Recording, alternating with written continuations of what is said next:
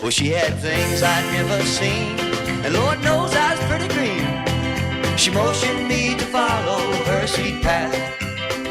She said, honey, come upstairs. I knelt and said my prayers. As I closed the door, here's what she said to me. Come here, you sweet thing. Drop your pants next to the bed. That's just what the woman said. The look upon her face was mighty coy. Drop your drawers and stay a while. She said, call me with a smile. Told her I was not that kind of boy. Well, I knew not what to do, so I just removed my shoes. After all, I didn't know her show's well. Live.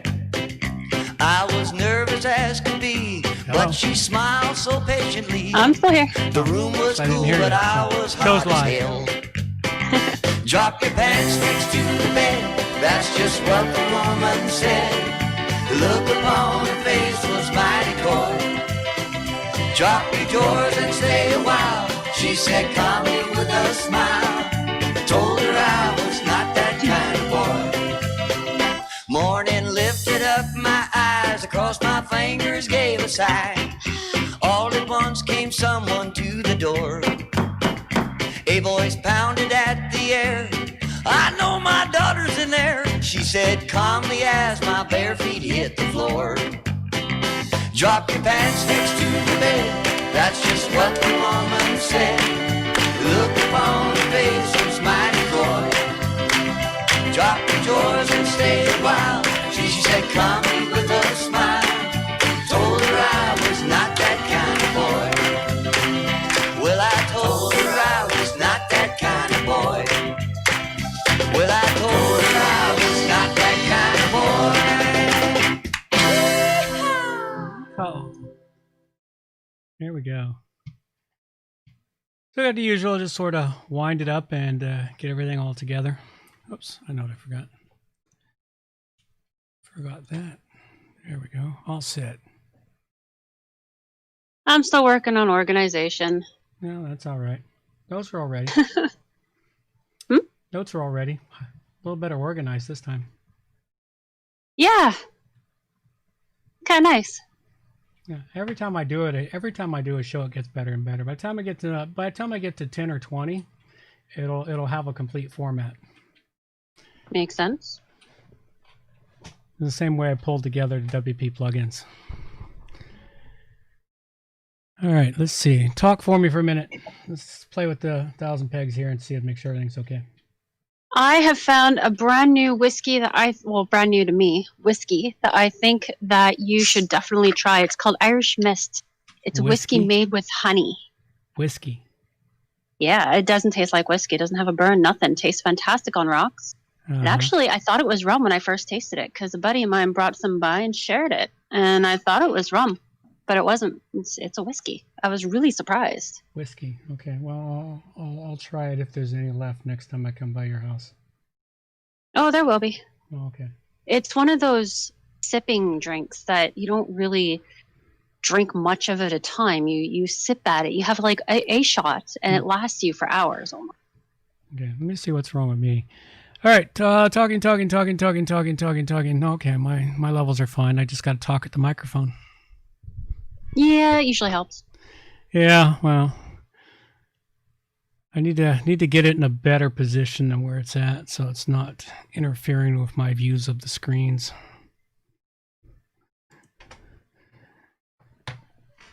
Guess what I found out on Sunday? What's that? The train trestles are not half an hour to 45-minute walk away from my house, like my friend told me they were. Train trestles.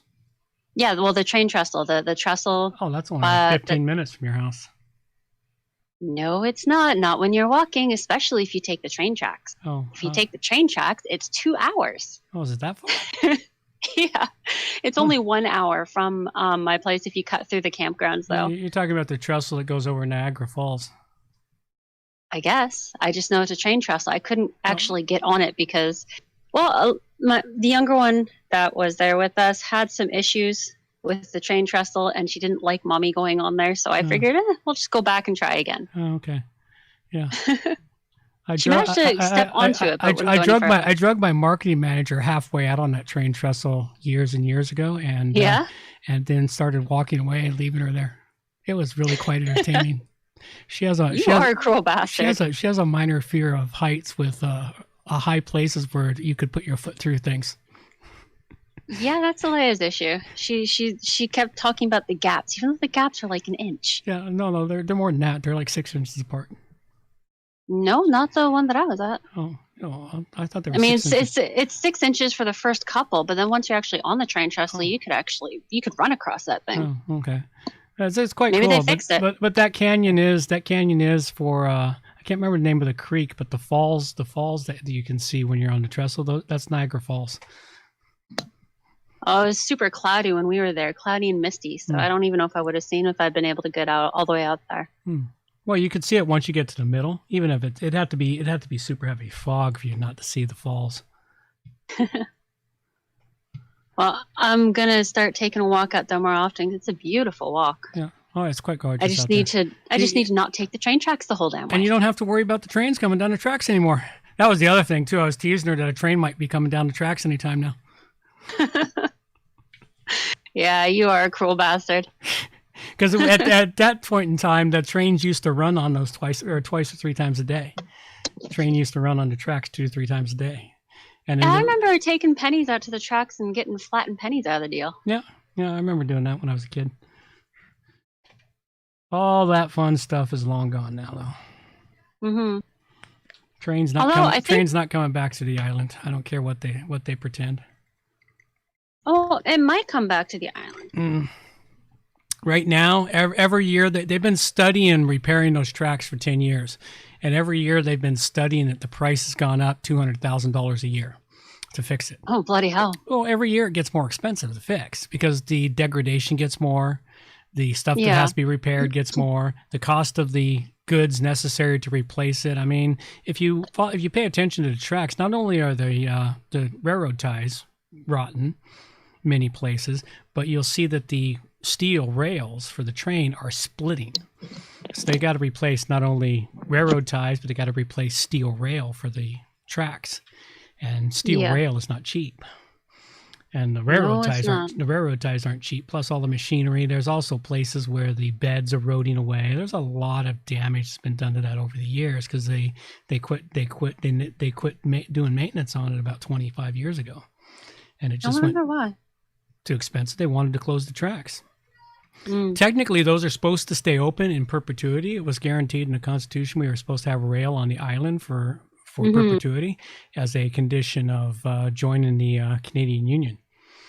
But of course, it got expensive because they were running a train twice a day up island and back. And I rode it a few times, and it was only like 2 cars, and it had like 10 people on the car. So there was no way it wasn't even breaking even for running up island. So just one of those things. I missed the train though. It was a really cool ride. I loved riding that train. There's some beautiful country along tracks that you only can see when you're on the tracks. I never got a chance. I hear there's a really cool thing you can get for bicycles now though. There's there's an adapter that some guy invented that you put on your bike. You go to a train tracks and you connect it to the rail on the track and it holds your tire to the train rail, and it keeps you from falling over, and you can actually ride the rail on your bicycle. Oh, that's cool. I want one. Yeah, it keeps you on the rail the entire time. You never leave the rail, and you use pedal power on the rails. Yeah, that would be cool. It was. I heard it from one of my clients their website is a cycling club, and he was telling me about it. I'm going, that's just cool. And you can even get an electric motor to power your bicycle on it too. Get an electric bicycle and then just power right along the rail and go see the rails. And it's like some guy invented it because there's abandoned railways all over the country. Oh, yeah. And the rails go through some of the most beautiful country across Canada and the United States. And it sure do. And it'd be really cool to just ride them on something that you could actually just enjoy the ride. So an electric bicycle with the device that holds you on the rail, that would just be an awesome way to travel. Yeah, it would. So I thought that was a cool thing. It's kind of like a cool prepper thing to have. You know, if you need to escape in a hurry, you get on the rails. Nobody will be on the rails initially. It'll take them a while to figure out to use the rails. Most people have forgotten the rails even exist. I keep trying to think up a way to take a wagon and fix it up so it can ride on the rails, which I've come up with a few ideas. I just don't have the know-how to make it happen. Yeah.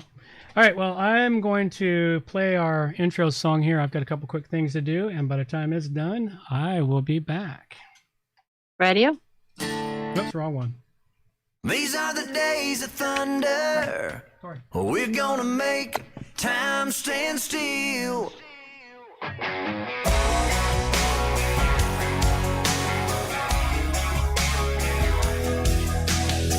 A quarter after midnight, and I'm watching the wall.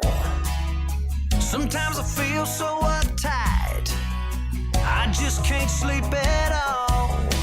Every day doing the same old thing, we're losing time.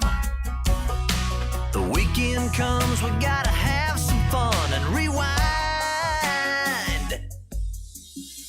These are the days of thunder.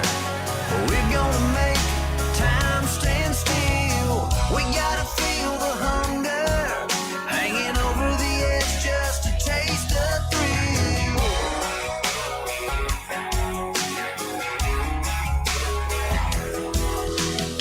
I feel the rope tightening, choking off our air. We need to grab some lightning. Friday's almost here. Caught in a web, we need to cut this thread we're hanging by. Where is it said you have to be half dead to survive? These are the days of thunder. We're gonna make time stand still. We gotta feel the hunger, hanging over the edge just to taste the thrill.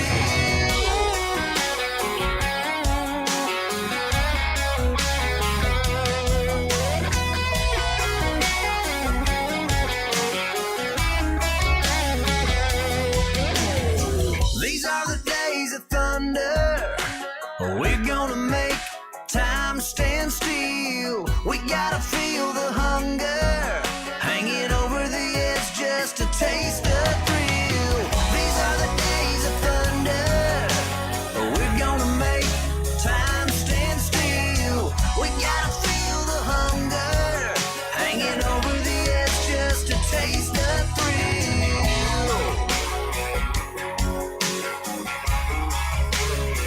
These are the days of thunder.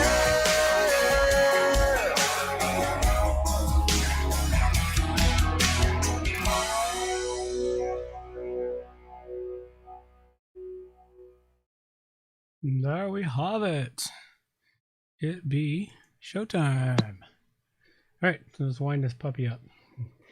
Get it all launched and ready to go. Good morning, good afternoon, or good evening, wherever you happen to be hiding out there on the globe today. Coming to you direct from the brewery overlook in beautiful Victoria, British Columbia. I am John Overall, and with me is the ever lovely Amber Overall. And this is shooting the shit at the Rogues Tavern. God, you'd think I'd been drinking at this point, but I hadn't yet. All right, shooting the shit at the Rogues Tavern. Tavern Talk for January 19th, 2021. All right, I got to get an intro song. I got to get an intro jingle for this. That's what we need. We need an intro jingle. I like your picture behind you tonight. Yeah, well, welcome to Clown World.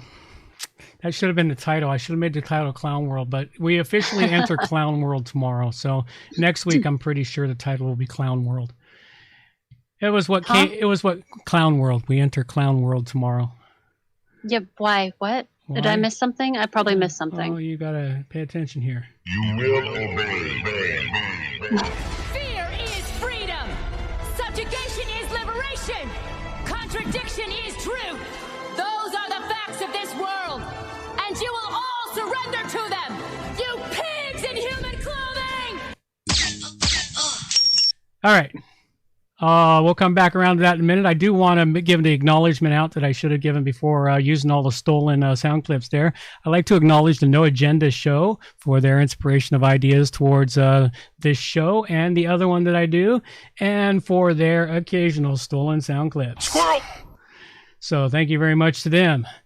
And this show, however, unlike the No Agenda Show, we do have an agenda, and that is to talk about how to protect you and yours in the coming years of trial that we are going to be faced with.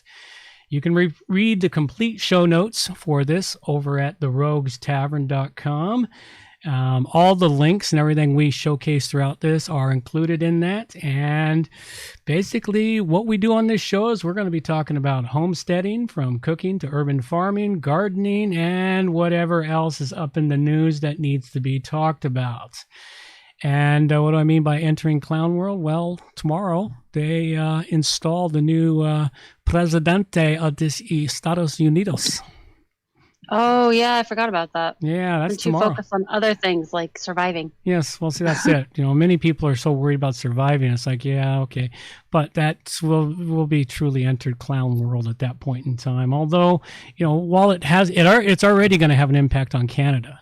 And that the new Presidente is going to be trying to cancel the Excel pipeline, what was that pipeline? Name of that major pipeline from Canada to the United States. The one that we've been having protests about for like 5 or 6 years. Oh no, that was the mountain pipeline that ran from Alberta to BC. Oh, okay. That's a completely different pipeline, but that one's almost built now too, because as soon as the lockdowns happened and all the protests were stopped, they went full tilt into building that pipeline. Not surprising. No, that's exactly what they did with the other pipeline too. It's like the pipeline's complete. He's pulling their permit, and it's like, well, it's complete. What permit's he going to pull? Going to pull the permit to pump oil? Okay, maybe. It's like, but it's still, that could impact Canada because the United States buys a lot of our oil. Mm-hmm. And so I don't know. And I guess where are they going to get the oil that they're not going to buy from Canada? I guess they're going to buy it from Iran or whatever. But it's going to be entertaining and it'll be interesting. It may give us more fodder for the show. Although before we get too much into the show stuff here, I do want to make mention of a new aspect of the Rogues Tavern. And this is the Hike Club for Men. The Hike Club for Men is something a buddy of mine and me started about 20 years ago, and we kept it going for a couple, 3 years, and then it fell off the thing as our lives got busy, and we brought it back again, managed to keep it going for a few months, and it fell off again. It's been off and on for 20 years. And what it is a group of men to go out hiking, and only men are allowed to show up. You must have a penis hanging between and actually identify as a male to show up. We don't want something who has a penis hanging in and doesn't identify as a male. We only want men. As I talked to him once about, he goes, well, about gay men. Well, gay men still identify as men. They work. In fact, some of the most masculine men I've ever known have been gay men, surprisingly. I think I had that discussion with one of my boys here this evening. We actually had that discussion this evening with one of my boys. Yeah? Yeah, I thought it was rather fascinating. So anyway, the Hike Club for Men, it is now available over at hikeclubformen.com, which redirects you over to the Rogues Tavern Hike Club for Men page. And there is a calendar that will start to populate real soon over there, and that calendar will have the hikes that will be scheduled. And these hikes will be scheduled on a Sunday about once every 6 weeks or so, give or take. It's going to rotate around my schedule for the most part because I'm the one leading this. If someone else wants to start leading Hike Club for Men, and bring some men out, I will more than happily get it into the schedule for them. If I can make them, I will. If I can't, well, so be it. But it is something I want to bring back to life because men need a place where they can go be men, act like men, and whine like men, which is a completely different way that women whine. Men who don't hang out with other men start to lose their cock, man. They need to be around other men. They do. I swear the testosterone level in men who don't get to hang out with other men just kind of drops. Yes, it plummets. Because they got nothing to test themselves against. They got no one to berate them. They got no one to tease them. I mean, it always reminds me of my favorite cartoon. I've really got to find a copy of that again. And what it was this really great cartoon. It had 2 panels on it, or two rows of panels. One side was a female panel and the other was a male panel. On the female panel, it had first a group of women all together talking. They're going, "Oh, you're such a good person. You're so great. Yeah, so lovely," talking about one girl. And then the one girl walks away, and then the lady's, "Oh, she's such a bitch, man. I can't stand her. She's such a suant. See you next Tuesday, blah, blah, blah." And it's like, oh, okay, well, that makes perfect sense. That's what women do. And on the other side, the first panel of men is there going, "You're a dick, you pose bag, whatever. What an ass, you're a dick." And then in the next panel, it was like, "Yeah, that Joe, oh, he's a fantastic guy, man. Trust him with my life." Yeah, that sounds about right. You know, that's the difference in how men and women communicate. In front of each other, women are overly nice while they're figuring out where to place the knife in the back. And when they're in front of each other, they're like douchebags to each other. But behind the back, it's like, "Hey, great guy," you know. And this is why all my friends are men. Yes. And it's the one odd thing about men. We have a completely different way of doing things. We're pretty direct. If we don't like a guy, it's like, "Yeah, fuck you. We'll take you out now," instead of trying to figure out how to do it later.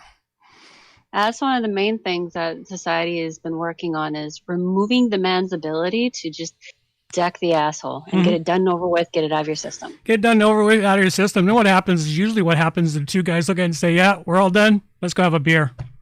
Yep. And then they'll go sit at the bar and have a beer, and then they'll laugh and howl about the idiotic fight they just had in the parking lot. Yep. My best buddy I ever had in the world, we met in the middle of a boxing ring trying to beat the shit out of each other. Nice. I think he finally won, but we still ended up best buddies. Hey, man. Kudos to the winner. Well, yeah, that's what happened. He won. He was a better boxer than me, but yeah, it was, and that was the way it worked. That is how men bond. So it was one of those interesting things. Well, it is. It truly is how men bond. They still bond by testing each other. And it's even little boys, when they like a girl, they'll pick on the girl and pull her hair and stuff. Mm-hmm.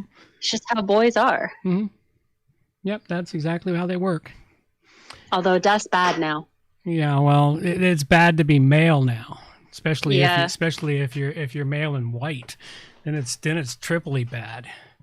You're not only male, white, and over 30. That is the worst combination available at this moment in time. Then you're totally evil. Yeah.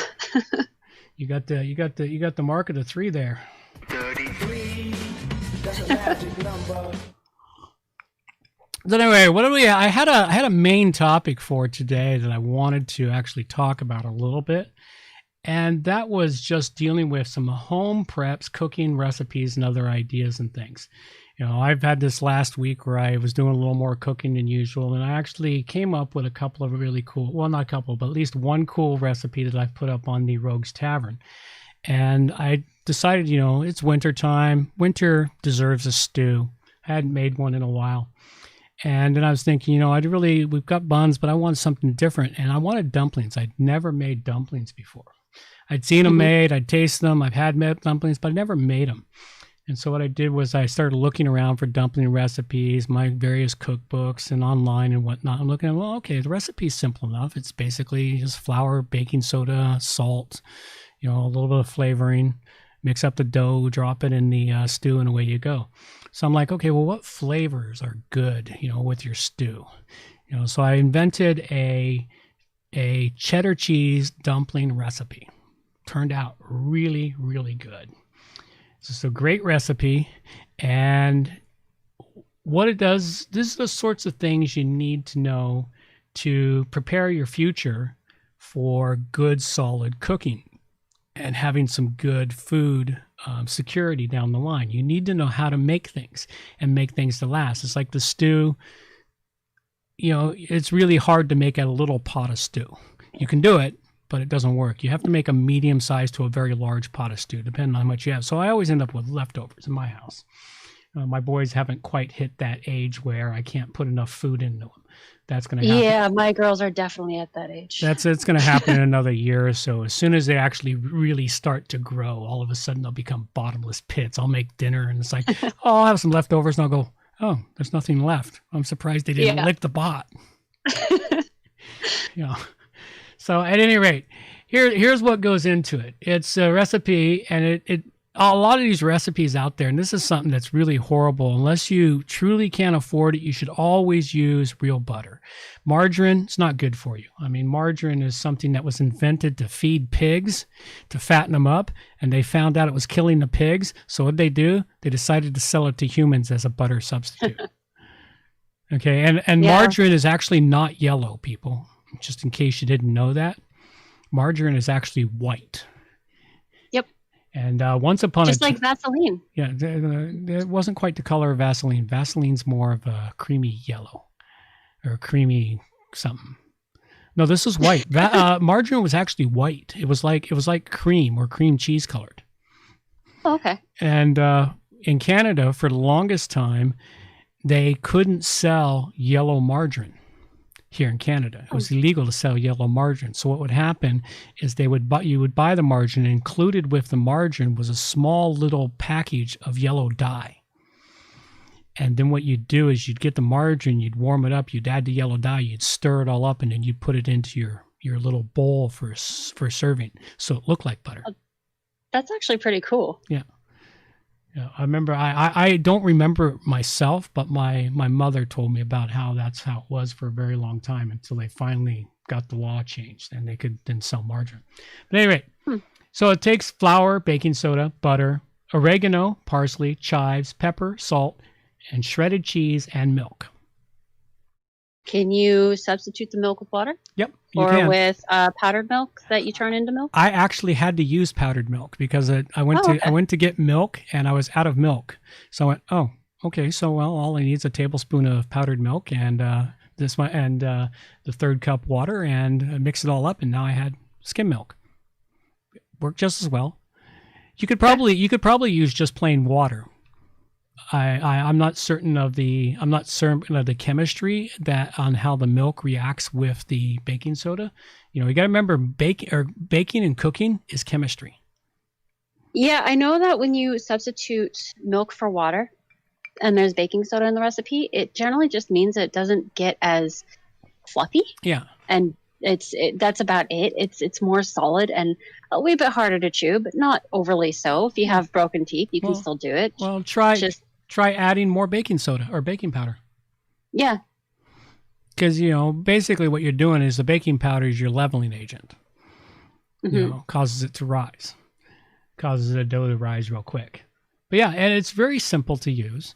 And it's a very simple recipe, and it worked great. And of course, the boys ate more of the dumplings than they did of the stew. So, which seems to be the standard. They love their carbs. Love their carbs. But this is what I'm doing over on the tavern is I'm putting up more and more recipes up there. And I'm trying to pull together the recipes as I make them, or because I want to try and get photos of the finished product as it goes, so I have something to put up with the recipe instead of just the write-up of the recipes. But basically what this comes around to is your home preps. You got to make sure you've got the stock on hand. And nowadays, it's like I went grocery shopping today. Wow, have prices gone up on things? Yep. I hadn't been into an actual grocery store. I've been going to the warehouse store, which is a significant discount over the grocery store. And I went to this warehouse store about 2.5 weeks ago. I only have to go shopping now about every 2 weeks, give or take. And I went to the grocery store this time because there's certain items I can only get at the grocery store and certain items I can only get at the warehouse store. And so I kind of switch them off.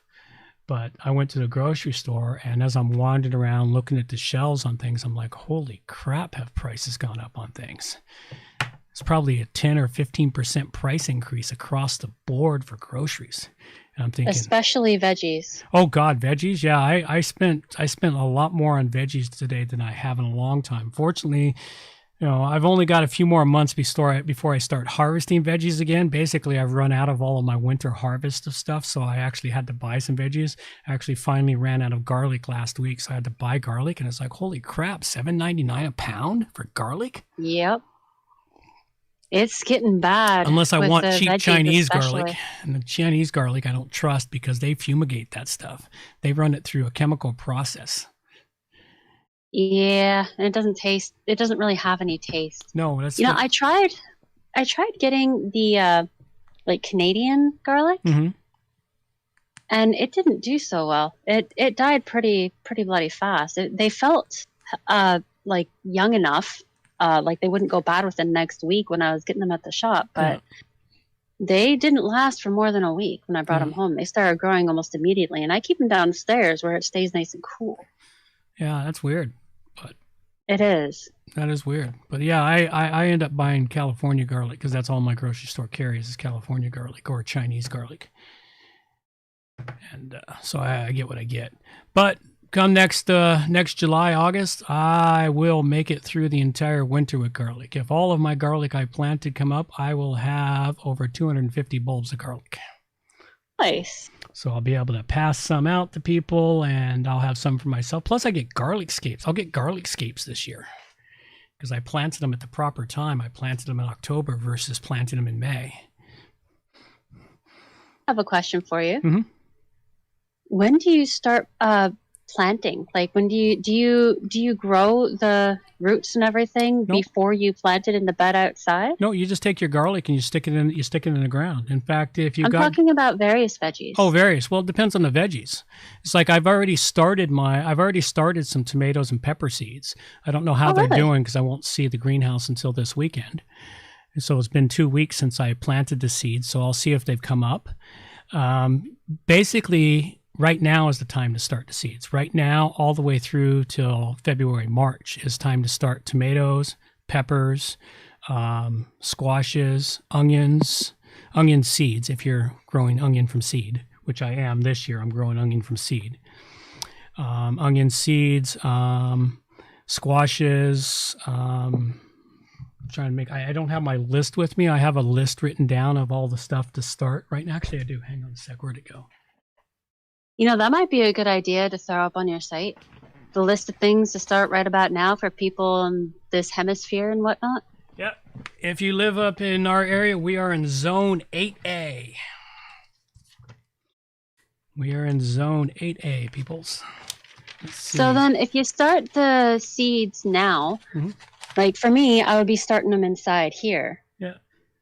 So if you start them now, do you end up putting them out like next month? Because I know we are expecting snow next week. You put them out in May. Put them out in May. They grow rather slowly in the beginning. Oh, okay. Many of the guides say start them in late February or March. But I start a lot of, if you got a greenhouse like I have, or you've got a good sunny window, you can start them inside and they'll be super strong by the time you get them out. You can start leeks, onions, peppers, sesame, tomatoes, lettuce. Lettuce can be started, melons, mustard. I think I started some mustard, asparagus bean. So yeah, it varies on what's suggested by different folks. But a lot of seed starting because most everything goes out in May long weekend for where we live, May long weekend. Some areas it may be the weekend after May long weekend. All right. And May long weekend's a week early here in Canada than it is in the U.S. It is? Yep. Our May long weekend happens 1 week before the U.S. May long weekend. Because I can't remember what it's not BC Day. What is the holiday in May? I have no idea. We used to have a parade. Mother's Day? No, May Day. May 1st. Oh. It's not May 1st, May 5th. Hang on a sec. Where is that? Let's see if I've got it in my calendar here. March, April, May.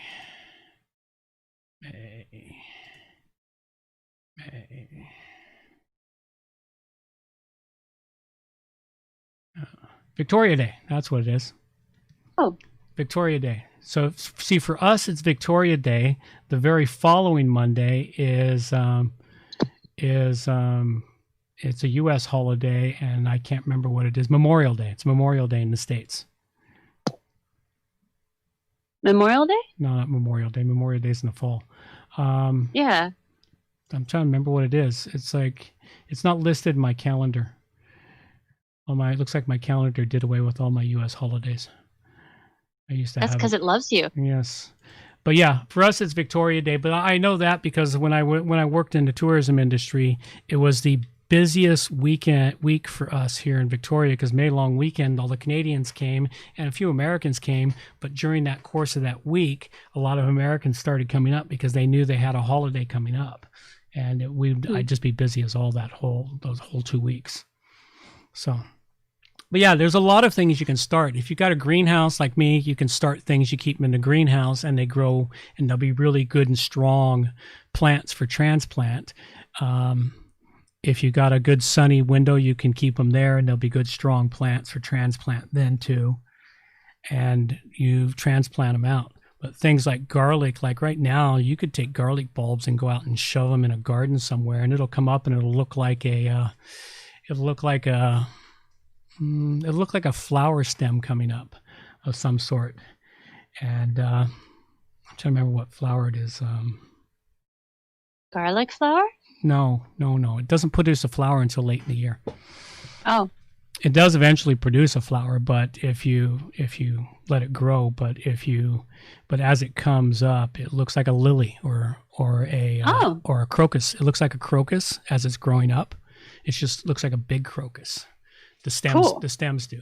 So you could, if you had a landlord who really didn't want you planting anything, it would look like a flower growing there, so you could trick them. They wouldn't really know, and then you could grow garlic. Brilliant.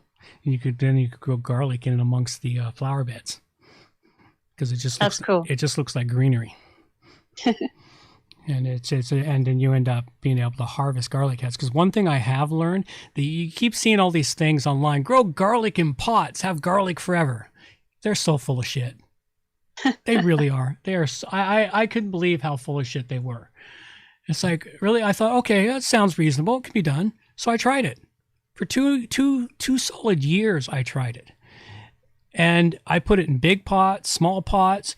Problem is the bulb wouldn't form correctly. Not enough space?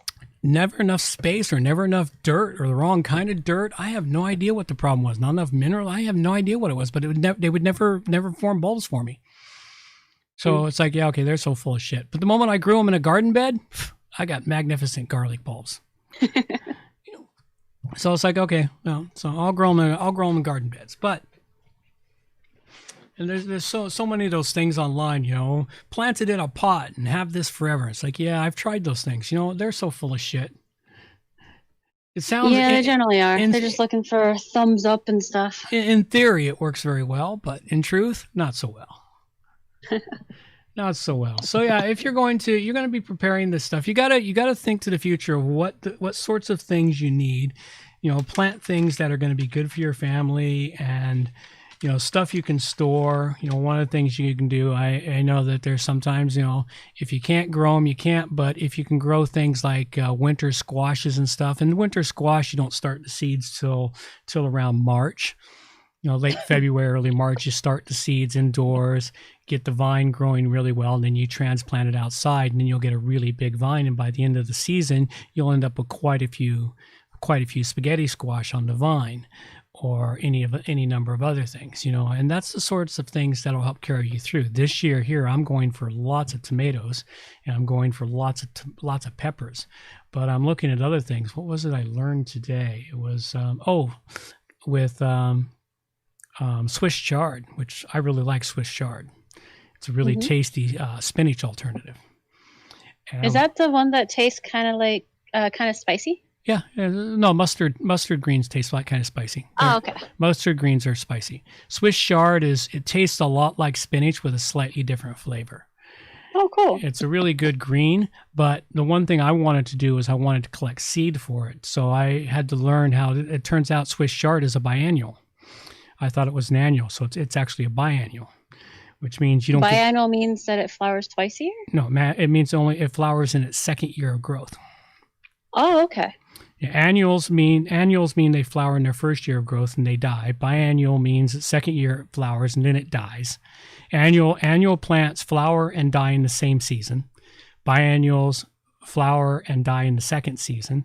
And then perennials flower, produce, and they do that in perpetuity. until they get old and die. That's why if you have a garden bed, it's like I've been trying to grow asparagus for years. And one time I was very successful in a pot, in a balcony pot. I had a small asparagus bed going with about 12 plants, and it was in the second year of growth, and it was just starting to produce spears for me, because asparagus takes you 3 years before you start getting a harvest from asparagus. Three. Wow. The first year, the seed sends up a very small plant and it starts to grow roots. And it's thin. It's not something you can harvest. Second year, it'll send up very thin spears and you could harvest them, but there's really nothing to eat. The third year is when you finally get spears that are big enough to eat. And then from then on, for the next 50 years, you have asparagus in that bed. Wow. Yeah, so pain in the ass to get going, but once it's going, it's good. Once it's going, it'll provide you food, and it provides you 2 harvests a year. Asparagus does. Cool. Gives you 2 harvests a year, one in the spring, one in the fall. And nice. Of course, I love asparagus. It's just one of my favorite vegetables. It is really yummy. Mm-hmm. And I think my favorite vegetable is probably spinach. And spinach? Fresh spinach. The frozen stuff is, yeah, it's but I love the fresh stuff. Fresh stuff is great. Yeah, I'm going to be growing a fair chunk of fresh spinach this year, but with the biennials, I don't know if spinach might be a biennial too. But with them, what I want to do is I want to collect seed from these plants, because I want to have my own seed for creating microgreens and for creating sprouts. I don't want to have to buy seed for doing that. And I bought a couple of things. I needed little specialized lids for my mason jars to turn my mason jars into sprouting jars for creating bean sprouts and other sprouts. Cool.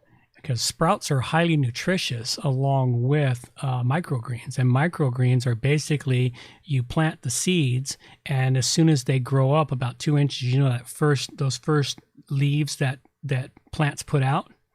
Yeah. As soon as they start to show signs of putting out their first true leaves, you cut them off and you eat them. You're basically eating the young plant. And there's some plants you can pretty much do it with any plant, but there's some that are better tasting than others. And they're basically a form of sprouts, is what they basically are. They're a form of sprouts. I've always wanted to grow alfalfa, but all the things I looked up on how to grow alfalfa in like an apartment kind of deal never worked. Don't they? Isn't alfalfa can be sprouted though? You can grow alfalfa sprouts. Yes. You can. It just not me. Well, sprouts are going to take. I've grown sprouts many decades ago. I think even before you were around, I did it back when I was younger, and so I'm going to do it again. Only this time I'm going to do it better. I've actually got the tools I need to do it right. So I'm going to be experimenting with my different beans I have at home for creating sprouts. All those dried beans you have stored up, those are actually viable beans to plant. Hey. Yeah, they're viable. You can plant those. What do bean plants even look like?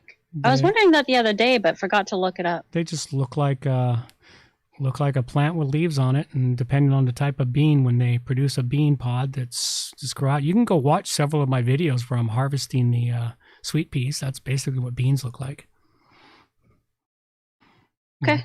I've got a couple of videos where I was harvesting sweet peas during last summer, and that's basically what a bean looks like. Well, I know what a sweet pea plant looks like, but I figured that bean plant would be different. Not much. The bush beans look odd. The pole beans, are a vine. The bush beans are a small bush, and it produces the beans in the bush.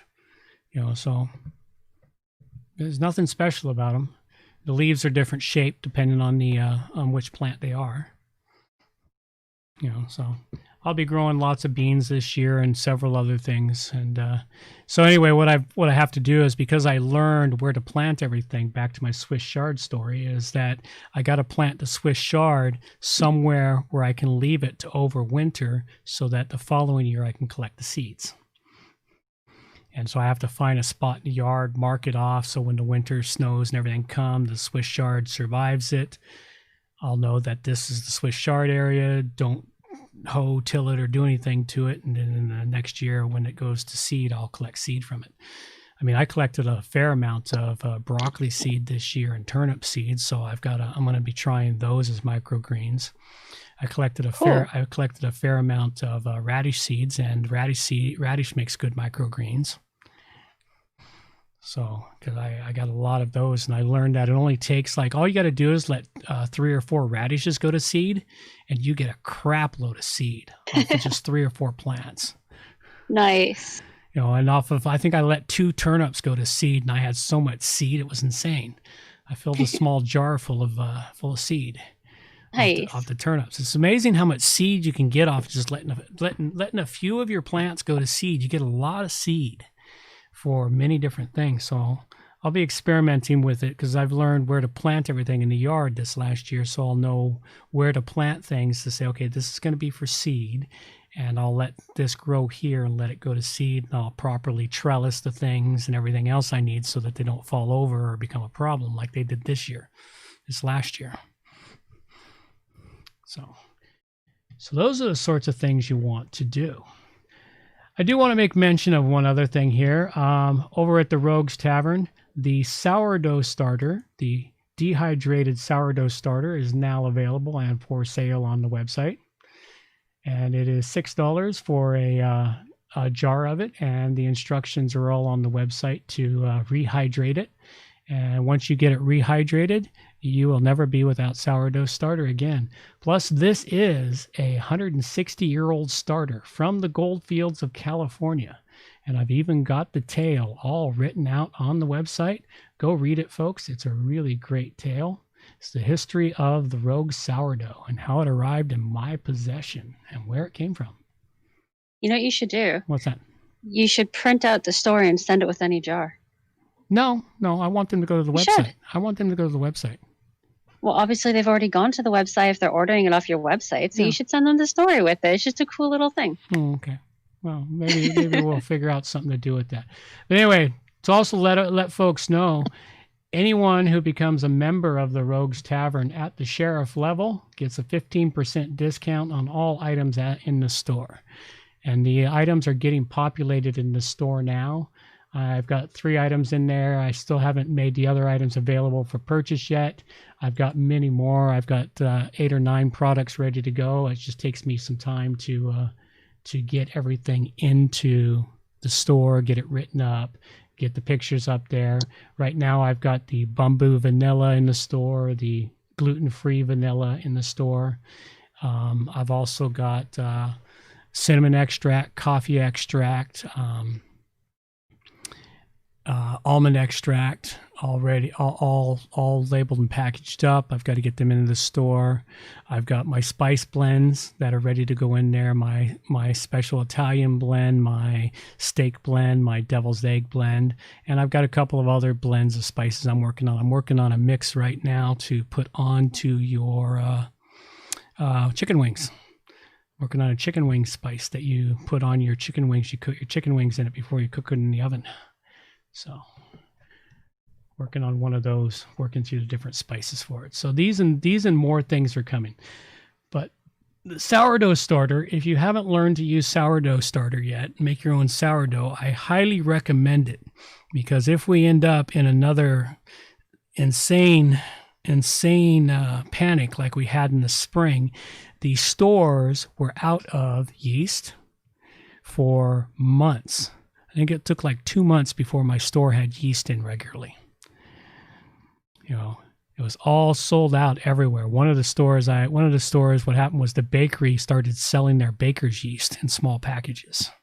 And baker's yeast is completely different than the yeast you buy. Yeah.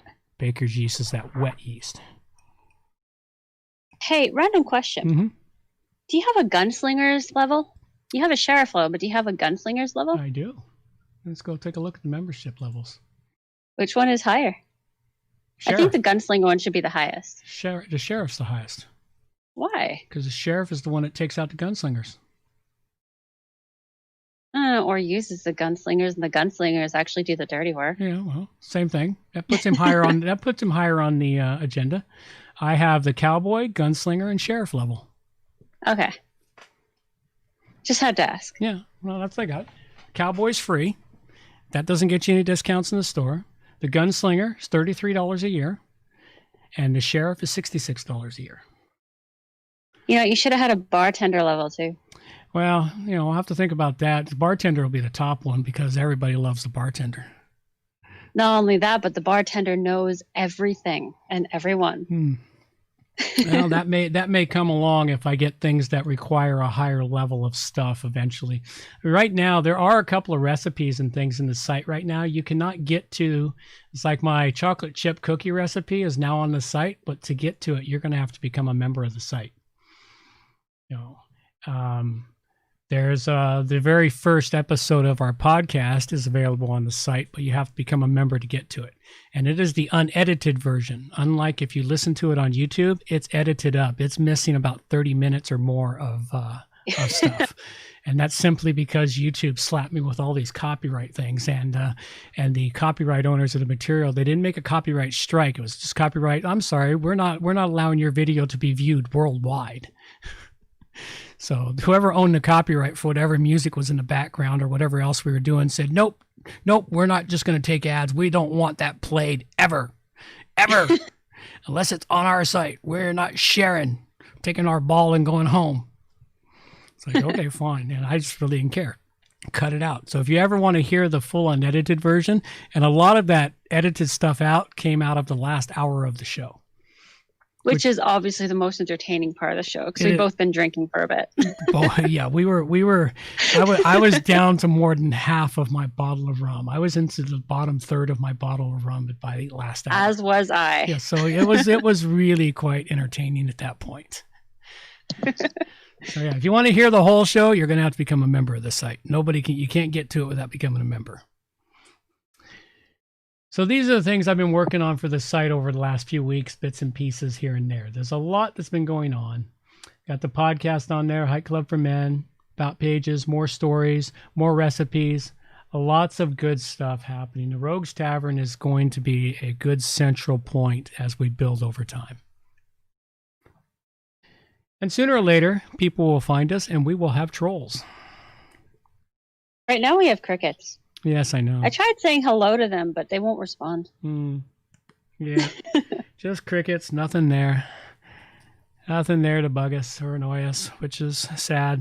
But sooner or later, they'll show up. All right, let's have a little bit of other fun stuff here. Oh, the 33 stuff. I did find something entertaining about the 33. Because every once in a while, I decide to go look to see if there's any new meanings brought up about 33. Turns out 33 is a angel number. And according to BibleStudy.org, the meaning of the number 33 is connected to promises made by God. The 33rd time Noah's name is used in Scripture is when God makes a special covenant or promise with him. The 33rd time Abraham's name is used is when Isaac, the child of promise, is born to him. 33 also derives some of its meaning from the total number of times 3 or third is used in the book of Revelations. It can represent, because of the product of 3, God's judgment, blah, blah, blah. The divinity of God, number 33, greatest king, additional biblical meanings. It's a whole lot of different things all wrapped around inside the Bible about the number 33. And it's considered an angel number. So there you go. There's a little bit about 33. Every once in a while I get curious to see if any new information's come online with it. Actually pretty cool. All right. Let's pop into a couple of quick links here for why we should worry about our food supply. And this is something here. And this is a little bit of something that you'll want to look into. And it's from the Ice Age Farmer. And I'm sure you've heard me mention him a few times. And he's got things in here about, and this, I don't know how much it impacts Canada. I'm not certain how Canada's dealing with this crisis yet. I'm going to have to dig into Canada. But this is for America, the United States. In that the United States is selling off its food stocks, its reserve stocks. Countries around the world are taking steps right now to ensure their own food supplies. They're stopping the exports of grains, of everything, in order to make sure they can feed their own people. So there's a nice link in here about China's eating our lunch. And they're not only eating lunch, but they're eating dinner and breakfast too. They're buying up the grain supplies and the soybean supplies as fast as they can. Mainly because they kind of makes sense after the huge flood and the issues that they had this last year. Yeah, they've lost massive amounts of crops, so they need food stocks. I mean, after all, they do have 3 billion people to feed. Yeah, they got a lot of people. But the United States has been selling off its grain reserves. Oh, it's selling off its reserves. I thought they were just selling what they were making. No, it's China's. This whole video here, 15 minutes long. We're not going to go into it. I should have clipped the one point there where he goes through and he talks about the fact that China has not only bought last year's harvest, but next year's harvest too, which hasn't even come out of the ground yet. And many countries across the globe have stopped shipping or stopped exporting. Argentina, normally the world's second biggest corn exporter, has stopped exporting corn. They're limiting. I heard something about India not exporting as much either. They're not exporting their rice, along with Indonesia and a few other places. They're holding on to their goods. They know what's coming. We got a grand solar minimum coming, bad weather, and all kinds of other things coming down the pike. So you need to, if you haven't started already, you need to be building a garden. If it's all possible for you to do that, you need to be building a garden and get it flowing as much as you possibly can, because you're going to have to supply a fair amount of your own food stocks. A neat trick that I've learned, I did learn, is those like clear plastic shoe organizers? Mm-hmm. Hang it up in a window, fill each pocket with dirt, and you can put your spices and herbs in there. Yep. And they flourish, and they're happy in there. Yep. And it doesn't leak when you water them. And turns out that a lot of herbs don't like having their water drain out of them. No, some don't, but some of them need drier soil, so you have to pay attention to which herb needs drier soil. Yeah, but my point is you can have an easy 12 herbs hanging in your window, and they're happy, and you get to use them all the time, which is a pretty cool, nifty little trick. Yep, and funny thing about herbs, the more you prune them, the more they grow. I know. They're like hair. It's great. The more you cut it, the more it grows. All right, I got another video from the Ice Age Farmer here too. This one here, he's going on about the culling of animals all over the world right now. Yeah, that's a weird one. It's not weird.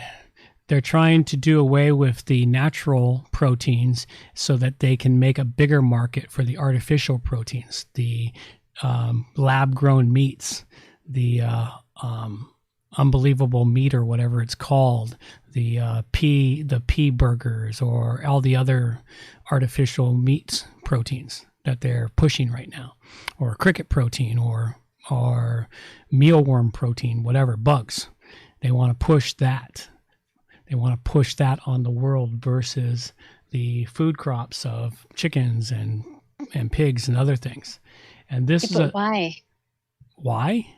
Money, money, control, power. I have no idea. Part of the reason could be because you need corn and feed to feed humans. That a large part of harvests from grains goes to feed animals. So that could be part of it too. I wonder if perhaps the proteins you get from animals is that different from the proteins you get from the other sources. Oh, absolutely. Maybe not as good for growth of brain and all that jazz. Oh yeah, it's absolutely not as good. Plus, it's not as good for testosterone. One of the things that's needed for testosterone is the I was having that discussion with my boys earlier today. In natural meat, there is essential amino acids and other things that are essential for production of testosterone in males. Yes, you can get these things from other plants, but not in the same quantities or as easily assimilated into the body. Okay.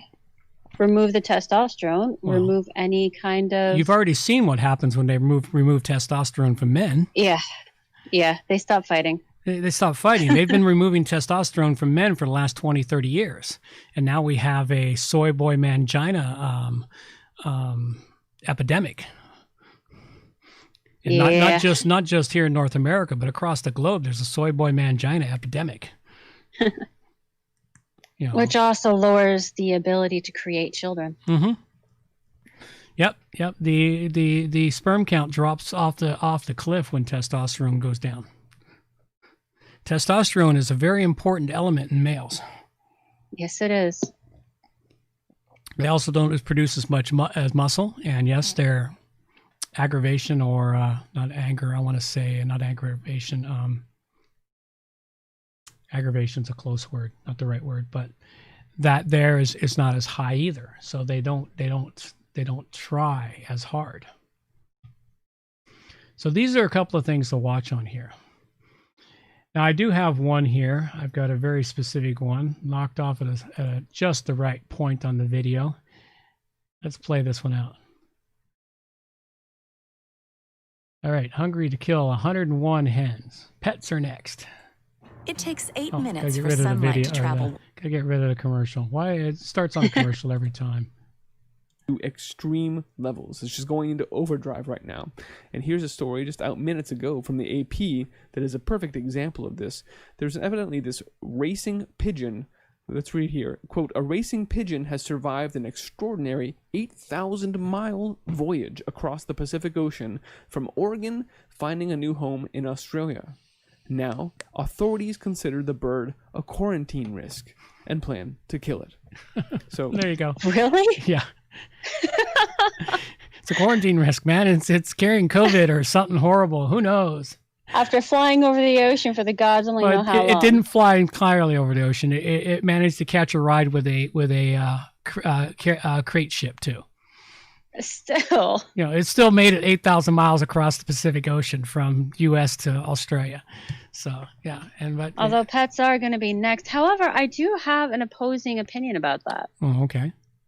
The society that is in existence right now has been working really freaking hard to get people to replace children with animals. Yeah. So if they start going after the pets, they're not going to have anything to give the females the feeling of having a baby, or the males a feeling of protecting a baby. Yeah. So they're going to have problems if they actually go after the pets.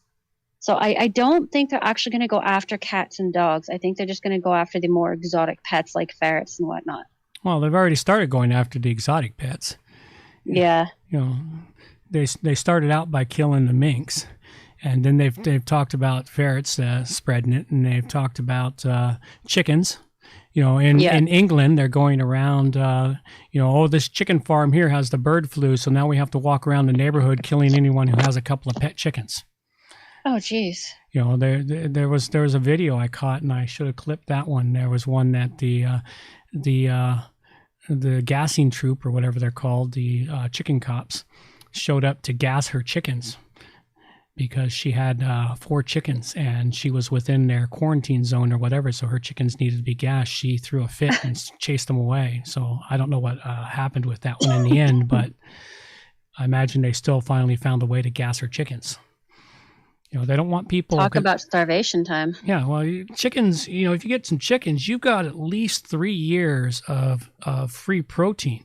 And if you got a rooster, you've got a permanent supply of free protein. You don't even have to eat the chickens. If you've got a rooster, you can let one of them become a brood hen, and she'll keep hatching chicks for you. And you'll always have chickens on hand to constantly lay eggs for you. And during the summertime, if you don't provide light for them in the winter, they stop laying eggs in the winter. But during the summertime, they'll lay an egg a day. And if you got 6 hens, that's 6 eggs a day. At first you might eat them, but then you pretty soon, like anything else, you get food fatigue by eating the same food over and over. So you start stocking them up. And now what you have to do is figure out how to save them. And there's many, many ways to preserve eggs for the long winter ahead. Like pickling. Pickling can preserve them away for up to 3 months. But there's other ways. There's putting the eggs, and we're talking about saving them as raw eggs. uncooked. Really? Yeah. There's a channel, I forget it. I showed him to you one time. It's the guy that dresses in the 1800 gear and cooks them. Oh yeah, that fella. Yeah, he did a video on how to preserve eggs the way they did in the 1800s. Oh, that's cool. You know, that was long before refrigeration ever was thought of. You know, and they needed those eggs to last all the way through the winter if they could. And so they preserve them in salt, they preserve them in oil, they preserve them. There was multiple ways they preserved the eggs. And he actually tested a few of them, came back 4 or 5 months later and then tried them. And they were edible. Nice. You know, and so, yeah, there's lots of ways to do things. But of course, the big thing is it has to be eggs that you have not washed yet. Yeah. Because eggs, when they're laid by chickens, like you buy them in the store, the reason they don't last when you get them from the store is because they've been washed. And they've washed off the membrane coating that is on the egg, protecting it. Mm-hmm. So if you get your fresh eggs yourself, you don't wash them. You can actually store eggs your chicken lays. You can store them on your counter for 2 weeks. Mm-hmm. Without refrigeration. So it's like, these are the things that many people don't know about. It seems I was watching the Ice Age Farmer a lot. I've got another video from him here. He's going on about some major changes in food retail. And since they're talking about they want, health experts are starting to say, this is from Vox, so this must be England talking about it. Vox tends to be a lot of British stories. You know, they want people to stop going to the grocery store and start ordering it online and ordering it online and having it brought out to your car. You know, a couple of problems with that. One, you don't get to pick what you want. You know, yeah, that's always weirded me out. Having people I don't know touching my food before I get it. Well, not just touching it, deciding which pepper I want. Did I want the big one, or did I want the small one? I want the medium one. Did I want the one that's dented? Did I want the perfect looking one because I'm making stuffed peppers and I want it to stand up in the pan? Or do I not care when I'm picking mushrooms? You know, do I want big, small? Do I want the fresh mushrooms, or the ones that are, you know, a couple of days older because you can tell the difference in the mushroom box? You know, it's like you're picking produce. You pick produce for whatever you're cooking or whatever style you want. Mm-hmm. You know, somebody else picking it won't pick that. They won't pick the best produce. But one of the things he was going on about here, which is this might be conditioning people for the simple fact of not going into the store and not seeing how much stuff is not on the shelves in the store anymore. Oh, that could be, that could be it. Because when you go to the store, like even today when I went to the store, I still pay attention. The shelves, they look full, but you got to look behind the front row of food. Behind the front row of food were empty shelves. They've never been that empty behind. We're talking only 2 layers deep on many shelves. They used to be 4 and 5 layers deep on the shelves. So there's a lot. Sorry. Go ahead. Strangely enough, I went to Walmart today and they had regularly stocked shelves. Mm. It was weird because at the shop I usually go to, I usually go to Superstore, and they usually have they'll have empty spaces these days, and they're only 1 layer deep for all of the shelves. But at Walmart, it's like nothing has interrupted their train yet. They must have got it, because I made the mistake of having to go to a Walmart during the Christmas break, and their shelves were not very well stocked. No. Not to mention it was the filthiest store I ever went into. Yeah, and we got a free gift card, so I used it. Yeah, well, that's the only reason. That's the only reason I went, because I got these gift cards, and it's like, well. I didn't pay for it. It's not my money. I may as well use it and go pick up a few things that I might like to have, and we'll see what it's like. And it was the first time I'd actually been inside a Walmart in 12 years, 15 years since the last time I was inside a Walmart. I think the flea market I went to in Vancouver as a kid was cleaner. Mm-hmm.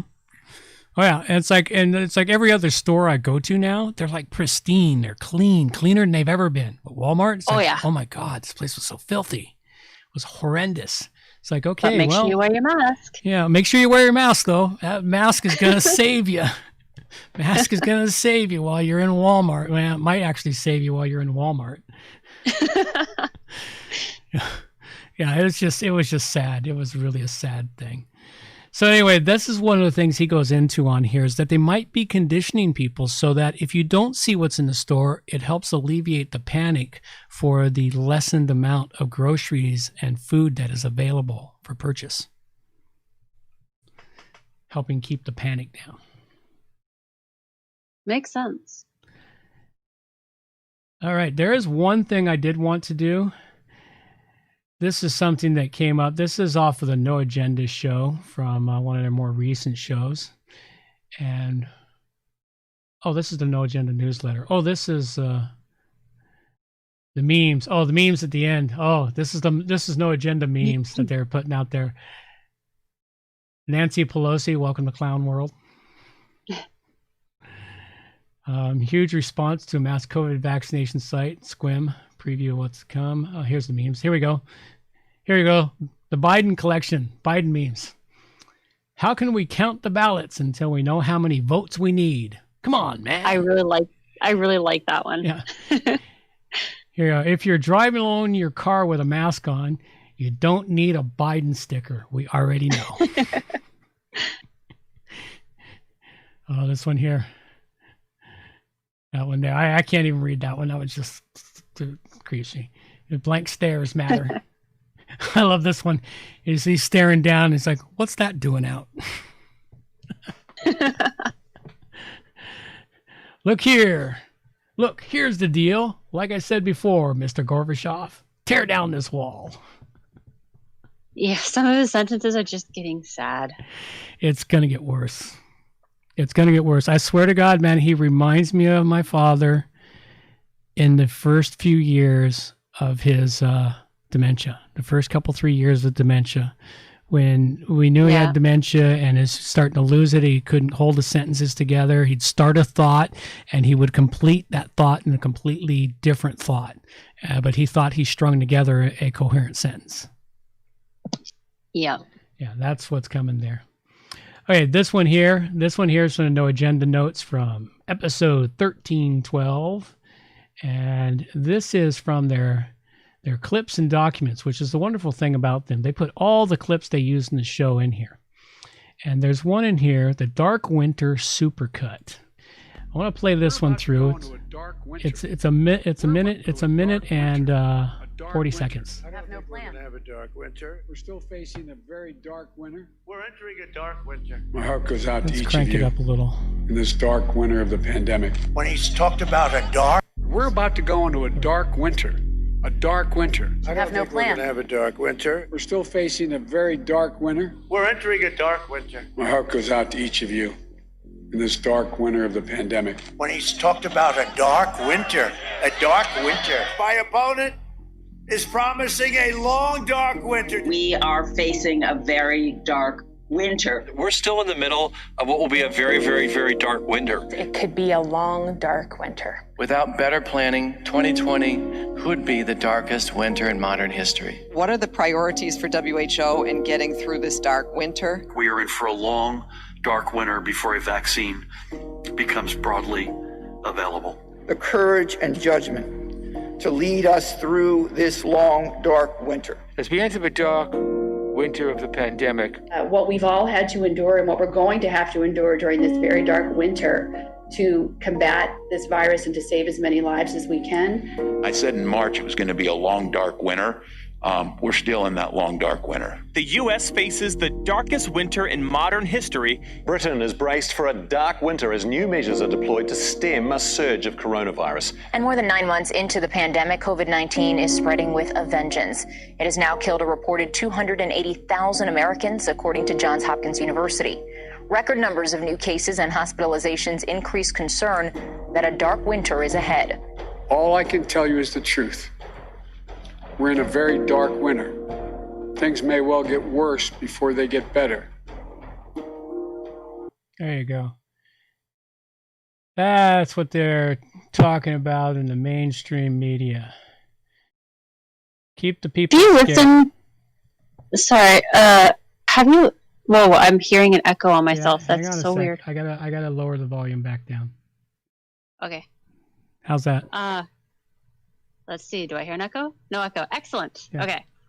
Have you listened to Sunday's show? Because there's a really interesting clip on there about why the military is spreading themselves out all across the U.S. and in the capital. I listened to the show, but I didn't listen to it all. Actually, I listened to it all. I might have missed it. I do a lot of work, around the house while listening to the show, or I'm usually working in the garden or whatever. Let's see. Yeah. I missed it my first time through, and it's right in the beginning. It's a fella talking about, I don't even remember all the details, but I caught it today when I was busing. Yeah. And he's talking about how the military is setting up a coup. They're waiting for the communists, as he calls them, to lose their shit so that they can make a mass arrest of all the communists all across the country all at once. Yeah.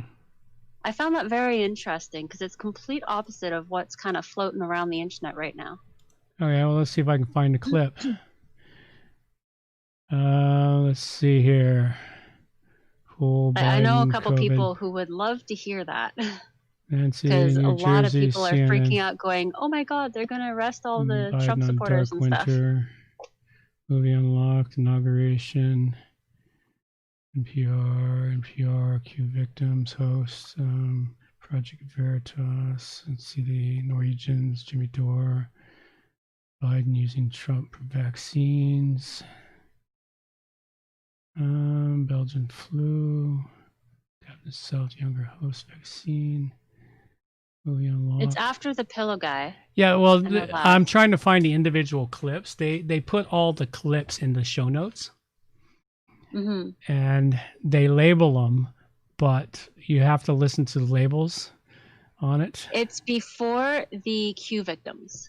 Before the Q victims. I don't think they put them in order on here, though.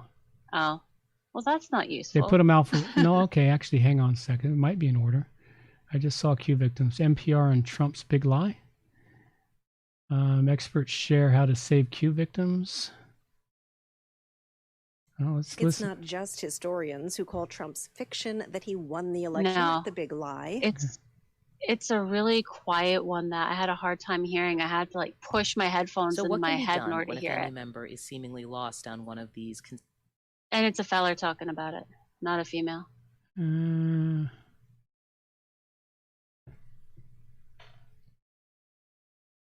Yeah, I don't know. I'll see if I can find it so we can share it on next show or something. Not everyone gathered here in Washington today came to celebrate President Trump's inauguration. No. That's 2016. Biden on Dark Winter, Dutch Roulette, Anchor, Gang Talk, Pillow Guy, COVID vaccine, COVID.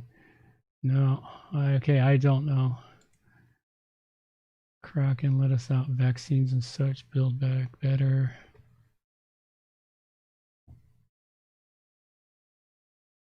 Oh yeah, I don't know. It's in there, but I'll see if I can find it for another show. Yeah, well, there's another one I had there, but that Dark Winter one. There's another one I had in here. It was the I must have grabbed the wrong clip again, but they had a clip from the show that I thought I'd grabbed out here. It was where they go on. It was another supercut like that, but it was a supercut about all of the different people. The pundits, the news pundits, and the senators and whatnot, telling about go out there and create violence in the streets against Trump. Oh yeah, I remember hearing that. Yeah, and I wanted to bring that one here, as a show, because I had a discussion. One of my boys were dealing with this, because for some reason our schools seem to think American politics are more important than Canadian politics, but yet they never. I don't understand. They never get the information right. So what I have to do is I have to arm my kids with the right information to take back. They must really hate me or hate my kids. Because I give them this information and they do take it back and they do argue with the teacher and whatnot over it. Which I'm so proud of that. It seems I have a bad habit of raising, not anarchists, but people with opinions. Yep. And they're more than happy. You do have a habit of raising kids like that. Look at me. Know how to think for themselves. Yes. Look at you. Know how to think for themselves. And that's what I've been doing with them. Let's pop in a little bit here. This is one here. We're going to pop in because we want to deal with the grand solar minimum a bit. Everyone, I saw people who think I'm crazy. But we are now on the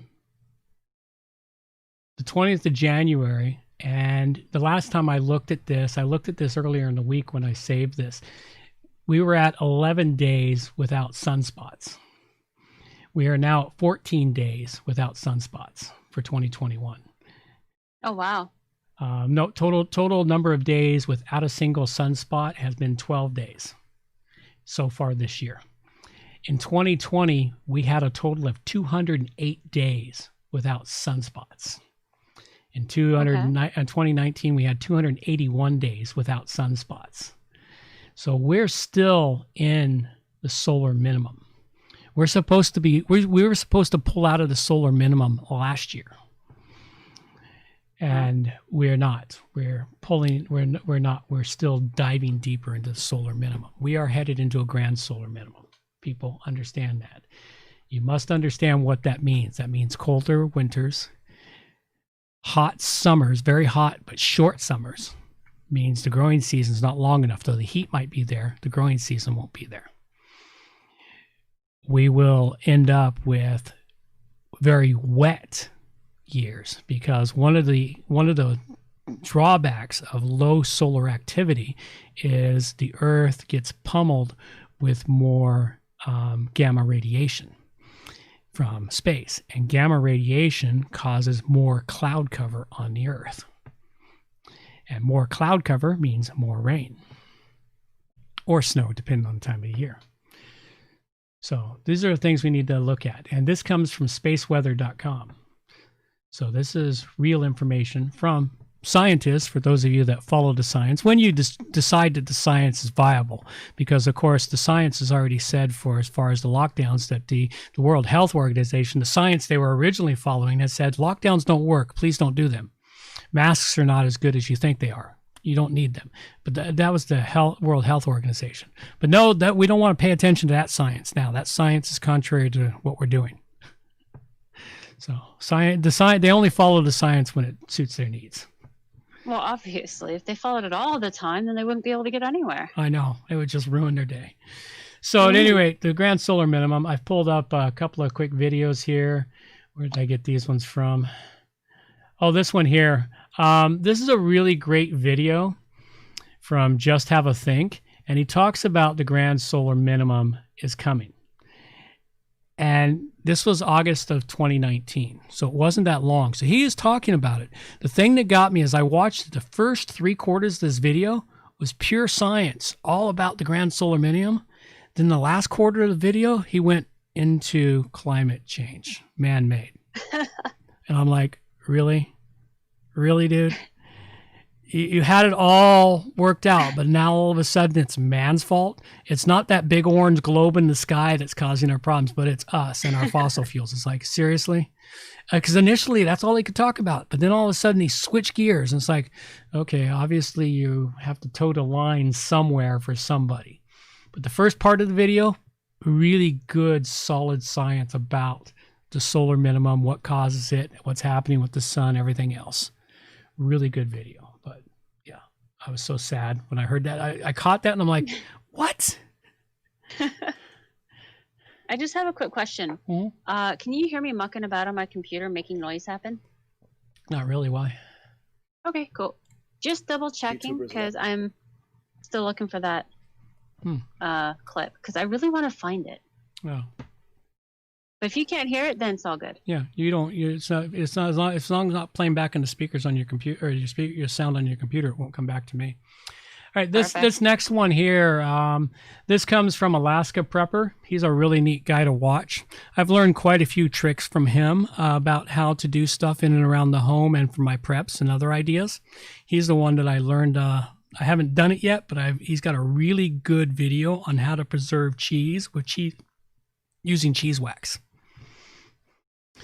And he tested it. He preserved cheese, and he went back 6 months later to the cheese that he had stored in his cupboard. And this is blocks of cheese he bought in a grocery store: cheddar cheese, Swiss cheese, not Gouda, but something else like Gouda, some aged cheeses and some not so much aged cheeses, and he put them into cheese wax, and then he stored them in his closet or in his pantry, and then 6 months later he opened them up and used them to make sandwiches and eat. And they were slightly dried out, but not bad. They were still highly edible. Perfect. What's that? That's perfect. Yeah. So anyway, he did a nice video here on the global cooling, and it's an article here. I got to chase down the article. He's not as kind as the rest of us. He doesn't put all his links in here for his material.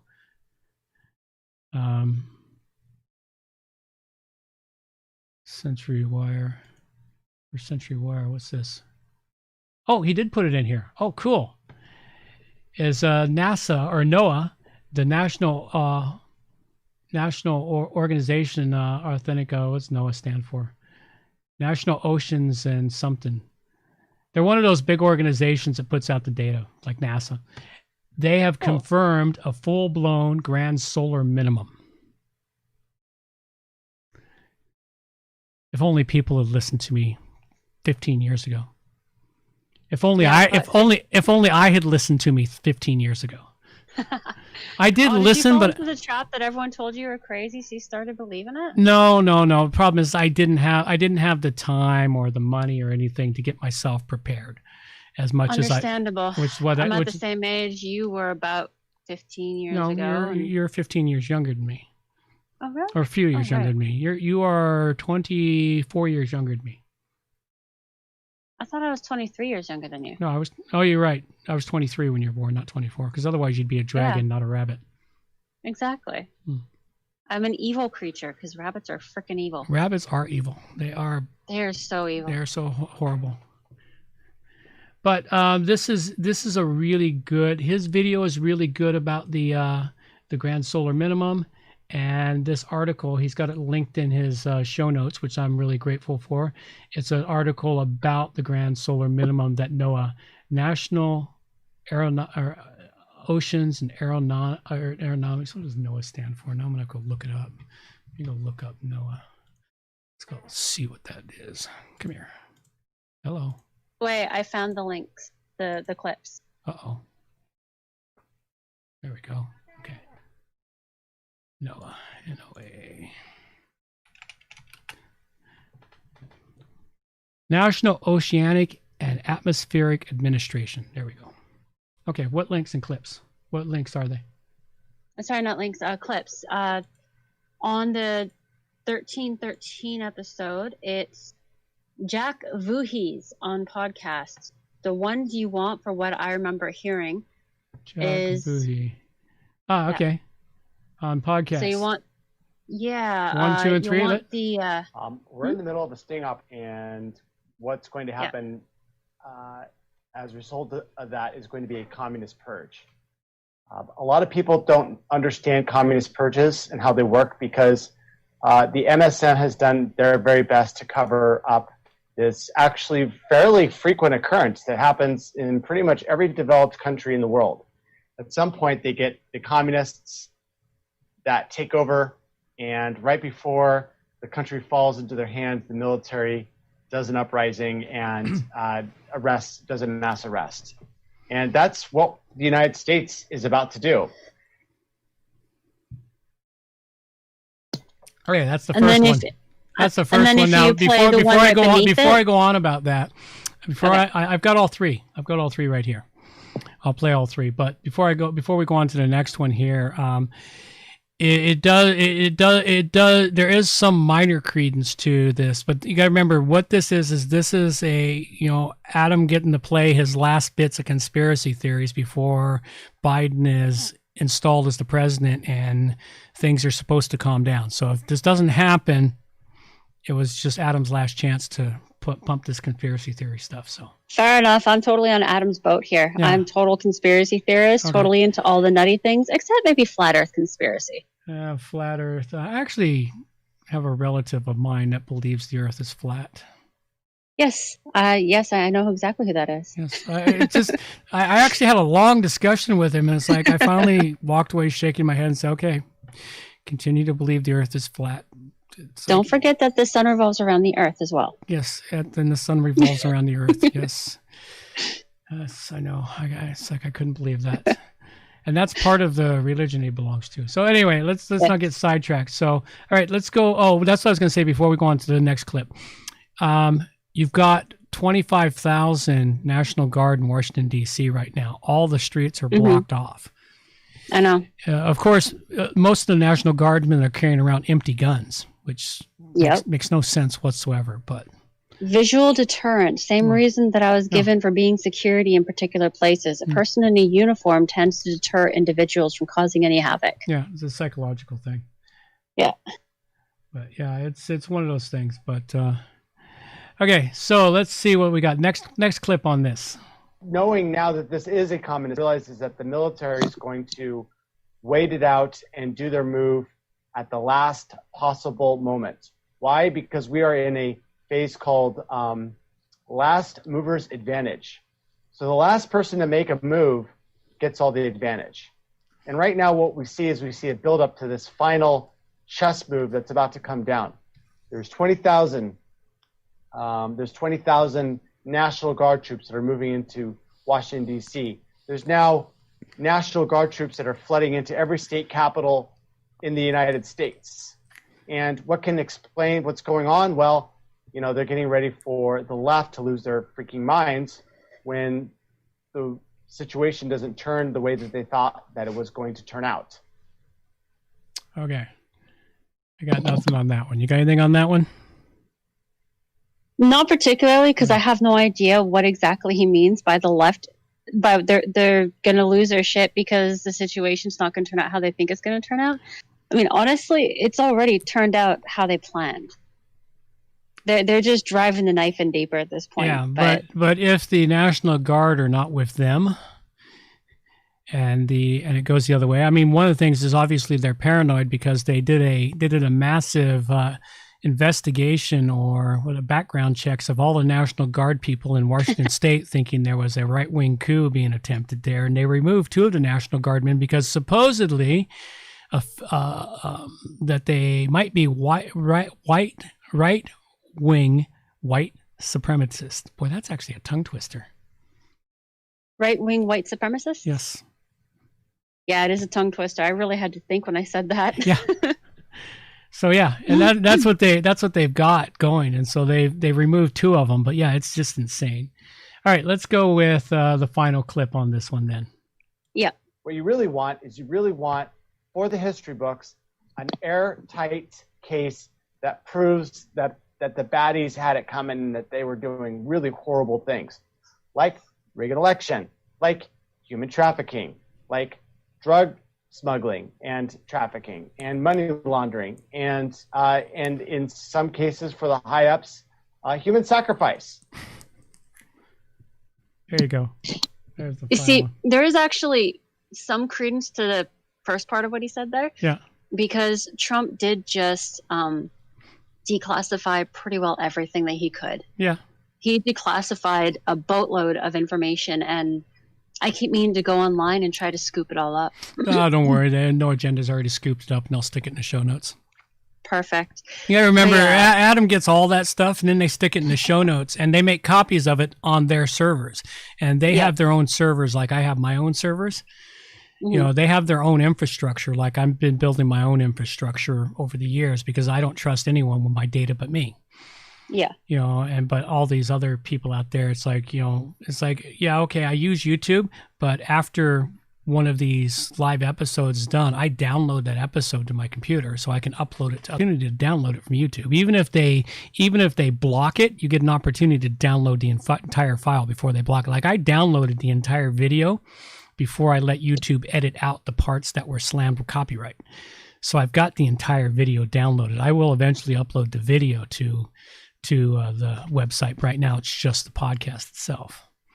So I'm so glad you passed that on to me. Yeah, well, that's it. Protect your data, man. You got to protect your data because nobody else is going to, and they don't care about your data except how they can abuse it and manipulate it to their advantage.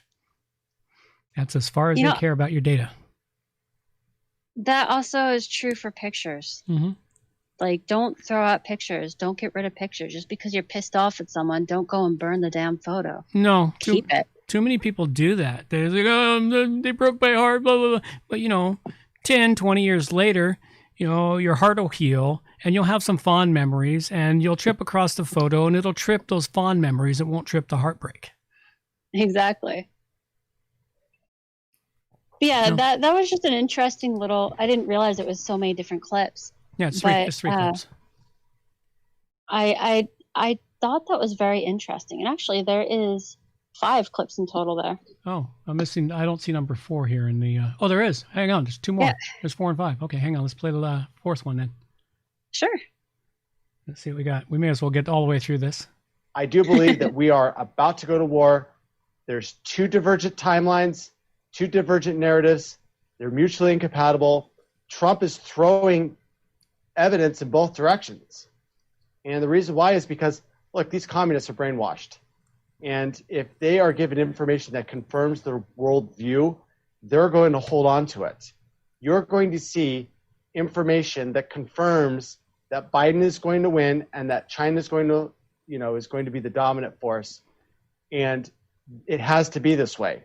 Because when Trump does his last final move, it's going to be the one that is the game changer. And it's the one that's going to flip the board completely around and put him in charge. And when that happens, there's nothing that China's going to be able to do because it's going to be over. This is what it means to have the last mover advantage. The last person to make a move wins. Oh, that's a really cool one. There's also a 5. Yes, we'll play 5 in a second here. I'm just thinking about that one for a second there. That's one of the things that, I've listened to some of the Q things. I listened to them months ago over on BitChute. There's one that I listened to for a while because I kind of liked it. It gave hope to the world, even though eventually I realized, you're so full of shit, dude. If Trump was going to do anything, he would have done some things, but he hasn't done anything. I really think he's leaving office tomorrow. But he tried. He made lots of attempts, and somewhere about the time the Wuhan flu started, they took a snipper and snipped his balls off him. Because Trump changed after that. Well, yes and no. He also seems to have this issue with trying to be honorable, and he was honestly trying to just follow the bloody law, and he didn't go outside of it. Yeah, he does have an issue of being honorable, but and the problem is you can only be honorable so far when you're dealing with dishonorable people. Yeah. You have to eventually push your honor up to the edge. All right, let's take the last one here and see what we got. Okay. If it does not, God forbid, it doesn't go the way it should go to save the republic, what is your plan? What would you suggest people do? I'm going to leave the country. It's what you do when the communists take over. Your time to prevent a communist takeover is before the communists take over. After they take over, you become a counter-revolutionary, and you're lined up against the wall and you're shot. There you go. So I have to ask the same question Adam Curry asked. Where would you go? Well, for those of us outside the country, we don't have to worry about that so much, although we have that same problem here in Canada right now. Yeah, tell me about it. But where would you go? And that's the thing. Well, Mexico has become a big haven for expats right now. I wonder if Africa is getting a lot of influx, considering that they have no Rona there. Surprise, surprise. Oh, this is thinking of that one problem there. Okay. And this goes to the heart of all pandemics throughout all of history. Okay. Throughout all of history, think of all the major pandemics that have happened in history that you can think of. The Black Plague, the 1918 flu are 2 of the major ones that come to mind for me. Who were the people who were hit almost immediately, dying in the streets, stacking the bodies the most? Black people? No. I don't know. It's simpler than that. Older people. Simpler than that. How do you get simpler than age? Homeless. The poverty-stricken. Oh. The ones that... And there is no Rona amongst the homeless right now. And think about it for a second. If this was truly a pandemic, 1, they don't eat well. most of the time. No. They're using mass amounts of drugs a lot of the times, drinking lots of booze, drugs and booze. They don't get good sleep. They don't get good rest. They're constantly exposed to the elements. Their health is already on edge most of the time as it is. Mm-hmm. If a disease... Street cough. What's it? Street cough comes to mind. If you live on the streets for an extended period of time, you get the street cough, which is just a constant whooping cough. Oh, okay. And that comes from the being outdoors and exposed, I imagine. Yeah, it starts in the late fall and doesn't go away till late spring. Yeah, it would have to do with the denseness of the air in the winter. Mm. But anyway, think about it. If it was going to kill people, if it was killing people, that's the group. And you look at the major plagues of history, and it is recorded, the poor were decimated. The poor, the homeless, they were decimated, both in the Black Plague and the most recent major true pandemic we've had. Because we haven't had a true pandemic since the 1918 flu. No, we haven't. Because a pandemic means you're stacking bodies. If it's a pandemic, you don't need to be told it's a pandemic. You can see it. Everybody knows. They're stacking bodies. They've got the guy walking through the street hollering, "Bring out your dead! Bring out your dead!" That's really what it is. This is not a this is contrived. They've had to keep it pumped in the news to remind us that there's a pandemic. Even now, when I go out, if I didn't catch these little bits of news, like I ignored the news for like almost an entire week. I didn't watch my YouTube videos, nothing. I just worked, and I had to go out to the store, and then all of a sudden I went, "Oh yeah, masks, pandemic. Yeah. Oh yeah, there's a problem in the world, isn't there? No, there's not really, but they want us to think there is." If it wasn't for the constant reminders, we wouldn't even know. And that's the whole thing, and it's like throughout history. The poor, the homeless, they were destroyed and decimated. But our poor and homeless, they're not being harmed in the least. No, they are the only ones not catching the COVID, apparently. Maybe they're not getting tested. Seems you don't catch it unless you get tested. That's true. Although that also depends on what kind of test you get. Because if you get a test from a country other than North America, then you're less likely to have it. Well, you know what's going to happen here. As soon as they get the vaccine fully rolled out, they've already mentioned it. They mentioned on the No Agenda show. There was a they talked about it. It's like they're gonna step back the number of cycles used in that test, which means it'll be more accurate and won't kick out as many false positives. And then they'll give credit to the vaccine, and of course they're going to give credit to new Presidente Biden, who is going to take credit for all of everything. He did such a wonderful job of bringing everything together while hiding in his basement. He's such a wonderful guy. He's so well loved by the world that he was able to hide in his basement and campaign from his basement and still receive the highest number of votes supposedly in American history. So allegedly, I know that he's an insufferable individual, but I actually feel kind of sorry for him at this point. Well, I feel bad for him because I know what's coming down the pike for him. Exactly. I've seen it. I've already seen it. I've already seen what it does to a person firsthand. I've seen how it destroys and takes a person who had a brain. If you listen to Biden 20 or 30 years ago, when he probably still had a little bit of idealism in him, when he was serving on in government 30 years ago, when he was only 20 years or 15 years in the government versus 47 years in the government. He had more idealism and he was a strong speaker. He was very active and motivated, but somewhere along the line, he got massively corrupted. You mean back when he was trying to enforce the segregation of black and whites for schools? No, that was only 15 years ago. Oh, okay. Was that 2000? No, that was during Clinton's administration, which was I guess that was in the late 80s. Sorry, we need to go back to the. He's been in office for 47 years. He's done nothing, but I saw a speech from him way back early in his career when he was a young man, and he actually sounded like someone who had some idealistic ideas wanting to change the world.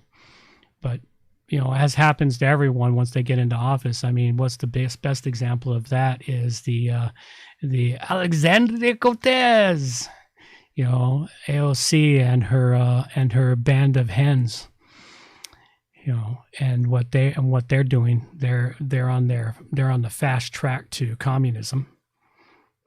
And what she's done in the time she's got in there, she went from let's help the poor to, oh my God, I get to live in a 2,000 square foot apartment above the park.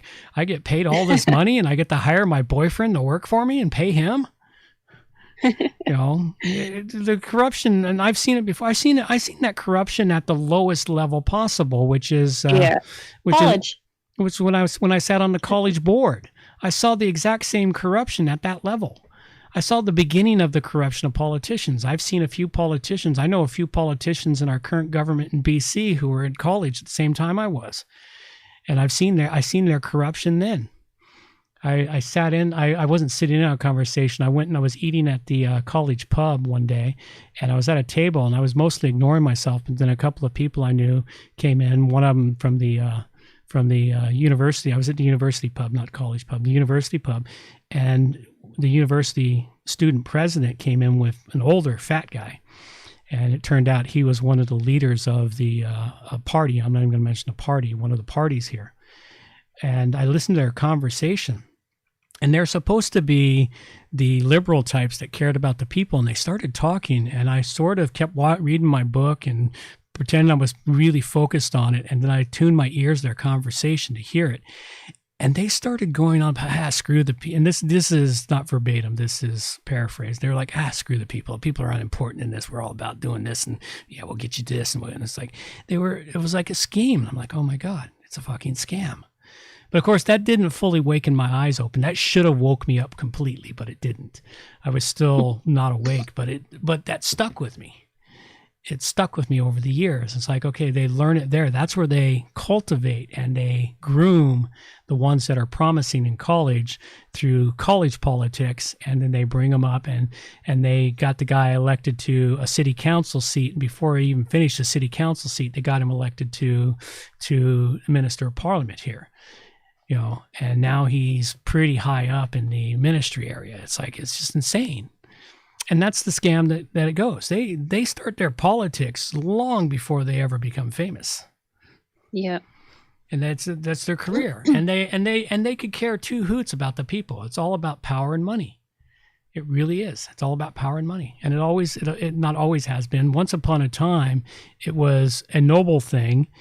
Men did it for a few years. Most of the ones that did it were businessmen. They did it for a few years to help and guide their country and their communities, and then they stepped down and moved back onto their business. But pretty soon, people realized, I can make a gravy train career out of this. I'll never have to work a day in my life. All I got to do is give lousy speeches and pretend and give away free shit, and people will love me. Yeah, that's the most disturbing thing, is giving away free shit is how they really rein the people in. Well, the thing is that the people they rein in, and they get people dependent on government handouts, so that they need the government. So they got to keep voting in the government that's going to give them free shit, because if the government that's going to cut off their free shit, all of a sudden they'll have to go to work. Mm-hmm. And they don't want to go to work. And there's a lot of people like that in the world. And that's the system that has been built, unfortunately. And that's the system we're in. So we've been at this for an hour and a half. We have. We got so far down the fucking rabbit hole in politics here. It's amazing how we get from preparedness to down the rabbit hole of politics.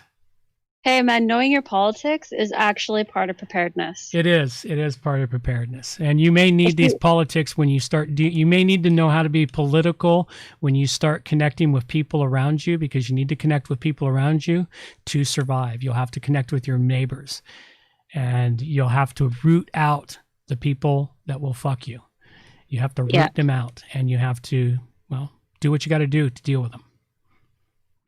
So, at any rate. Something else to add to that is, if you can recognize the pattern of what's going on now and connect it with patterns in the past, then you can basically see what's coming. You get to be an oracle. You get to be an oracle. You just have to be willing to look and recognize. Yep. Yeah, you got to recognize. And the patterns do repeat. Oh, yeah. Every pattern repeats everywhere in the universe. Every 200 years, I think, is when the pattern repeats. Yeah, give or take. 200, 250 years. Yeah, give or take. You know, and sometimes they can save it and build it back, and other times you just got to let the system self-destruct and start all over again. Yeah. And unfortunately, we may be at the self-destruction point this time. Maybe. Yeah. We shall see what happens. Maybe it's their whole chess game that the fella was talking about. Maybe, but I'm not holding my breath. Me either. I don't feel like passing out. Yeah. That's pretty much it. I used to do that when I was a kid and I didn't get my way. I'd hold my breath and then I'd pass out. You did that? Yeah, I did. Ask your grandmother. She'll tell you the stories about it. When I would get really upset and I wouldn't get my way, I'd hold my breath. And did it work? No, it seemed I always woke up in my bed. You know, the first couple of times it did it, my mom thought I was having seizures. Took me to the doctor and everything. When the doctor examined me, he goes, "Oh no, he's just a brat holding his breath. Let him hold his breath. He'll pass out." She goes, "What happens? He won't stop breathing. He'll start breathing again the moment he passes out." The body, because it's true. The moment you pass out, you start breathing again. Oh yeah. And so I'd pass out, start breathing again, and then she'd just pick me up and carry me to bed and leave me there. So yeah. Yeah. Wow. Yeah, No wonder you had me as a kid. You needed me to make up for your own childhood. Yeah, I was a perfect child, man. You're right. That was a lie. That story was an absolute lie. Yeah, I was one of those children that was never home and always exploring the world. So was I. Always looking to see what was over on the other side of the hill. Yeah, I haven't managed to invest that curiosity in my two yet. Yeah, I'm getting there. I can't get it in my two either for some reason. I don't know why. For some reason, my boys. The problem we got now is the difference is now is I didn't have computers then. I didn't have games, which the games give you the illusion of searching over the hill. You know, because there's always something different, new to find in some games.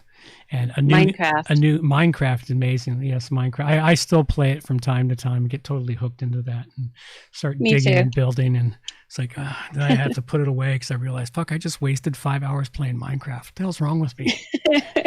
But I built this really cool thing and I've got a railroad running between my villages now, you know. You know, I'm pushing around. I'm breeding villagers like rabbits, you know. I'm using redstone to build these really cool electronic things in there. Yeah, so you see, it gives you the illusion of going up over the hill and looking for something new. And that's the problem that computers do. Computers hold you fast and keep you from getting outdoors. That's why I've spent so much effort getting outdoors the last couple of years. So I got to get away from computers. Got to get away from them. Computers can tie you down, and you lose touch with the lose touch with nature and the universe. I'm gaining it back. Gaining back the connection I had. All right, well, let's wrap it up, and we'll call this a show. It was a good show. I enjoyed this conversation. Yeah, it was lots of fun. Started out good, wrapped up good, went down some nasty rabbit holes, but lots of fun. I think I'll listen to Trump's final speech before I go to bed here tonight because I want to hear what he had to say in his final speech. Everywhere else I saw it was clipped. At least on BitChute they put it up entirely unedited. Oh, cool! I can't wait to see how the news media clips it to pieces. That'll be interesting. I wonder what the news media is going to do without him, man. They're fucking going to be so lost if he drops out of public life. They're going to be so fucking lost. I wonder. I mean, they can't attack Biden. They've put him up on a fucking pedestal. No, they won't. They got to keep sucking up to him the same way our media sucks up to our prime minister. At least for the next 2 years and a day. Yeah, 2 years and a day. 2 years and a day. Although there's predictions. There's a prediction like one of the things you can check out is the No Agenda Red Book. NARedbook.com. And every time I'm listening to the show, if I'm near my computer and I catch one of their predictions, I put it in my Red Book. I'm trying to get people to send me predictions so I can get them in the Red Book. But I think it was but John predicted that Biden will be there for 4 years. He'll be there the full 4 years. We shall see. Let me see. What does the Red Book say?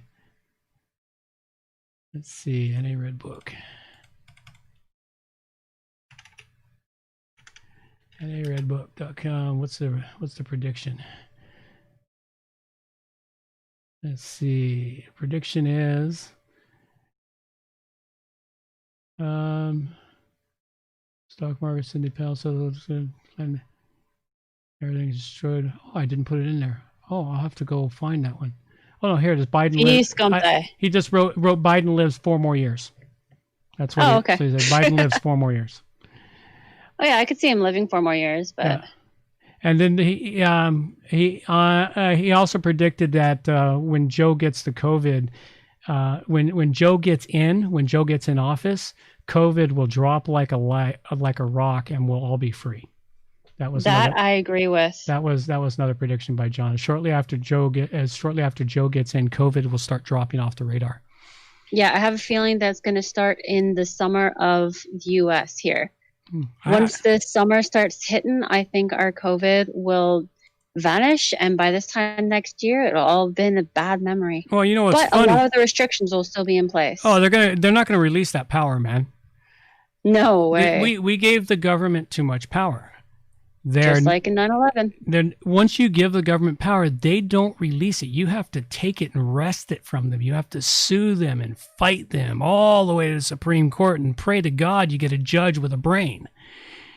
You know, and one that's not already paid off or in their pockets or whatever. But yeah, it's like we never got back all the freedoms we had before 9/11. We never got back a single one of them.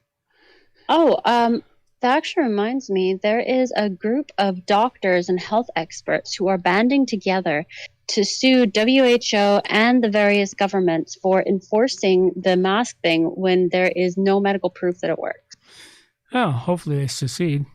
But again, I really hope so. They're meant to go to court sometime within the next couple of months. Yeah, that goes in line with all of the human rights violations here in Canada over the mask thing.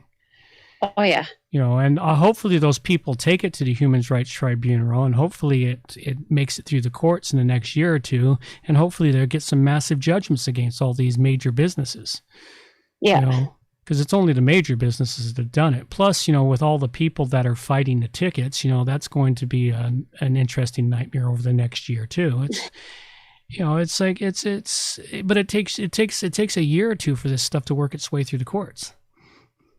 You know, and with them giving out so many thousands of tickets, man, and vast majority of them, anyone with a brain will challenge it and fight it, and it'll take them years to get all of them into court.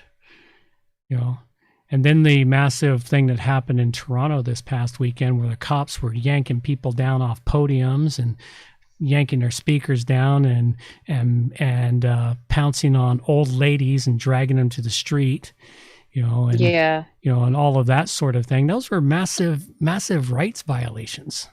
Yes, they were. You know, and those things there, you know, it's like they'll take a while to work through the courts, but I love that it's all caught on video. Yeah, well, that's the nice thing about it. And it was caught on video by the only news media outlet that was even there to record it. Which I love Rebel News. I do love Rebel News. They're fantastic. They're there for everything. And they tell the side of the story that no other media tells. Not no other media. Well, the truth, but they even if it's perceived as not truth, it is the side that the media buries, the mainstream media buries. They bury that information. They don't even tell it. It's like you can't say they're lying because they're not saying anything. You know, they're just not saying it. It's like if we don't say anything, it didn't happen. And that's the thing the mainstream media is really big on. If we don't say anything, it never happened. So makes me think of toddlers with the whole "I can't see you, can't see me." That's right, pretty much. All right, so we ended up down another rabbit hole, and we just can't seem to get away from the rabbit holes because we start to wander off, and off we go. So I need to cut this one off because it's almost 11, and I've got to get myself ready and get some sleep because I got work to do. You got work to do. Yep. and we will get the work done. And we'll talk in the morning because I do have discussions about another project coming our way. All right. All right. Have yourself a good night. Let's play us out of here with our theme song. These are the days of thunder. We're gonna make time stand still.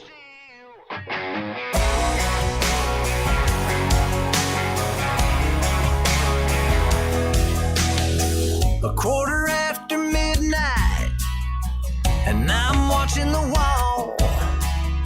Sometimes I feel so uptight, I just can't sleep at all. Every day doing the same old thing, we're losing time. The weekend comes, we gotta have some fun and rewind. These are the days of thunder. We're gonna make time stand still. We gotta feel the hunger, hanging over the edge just to taste the thrill.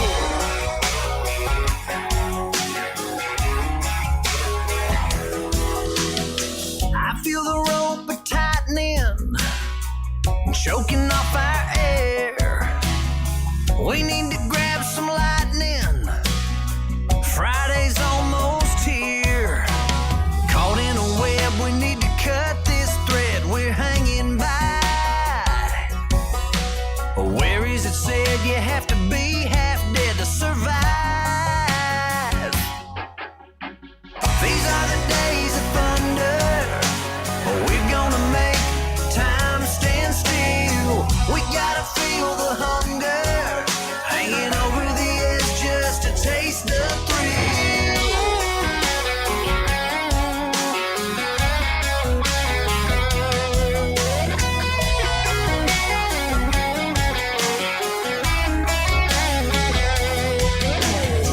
These are the days of thunder.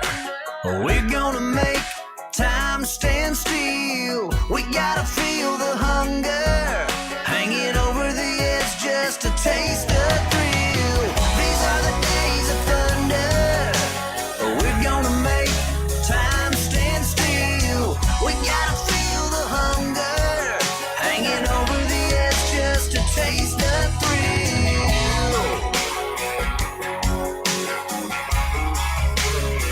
These are the days of thunder.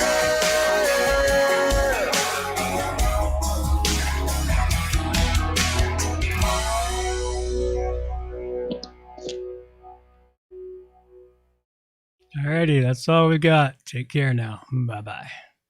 Take care. All right.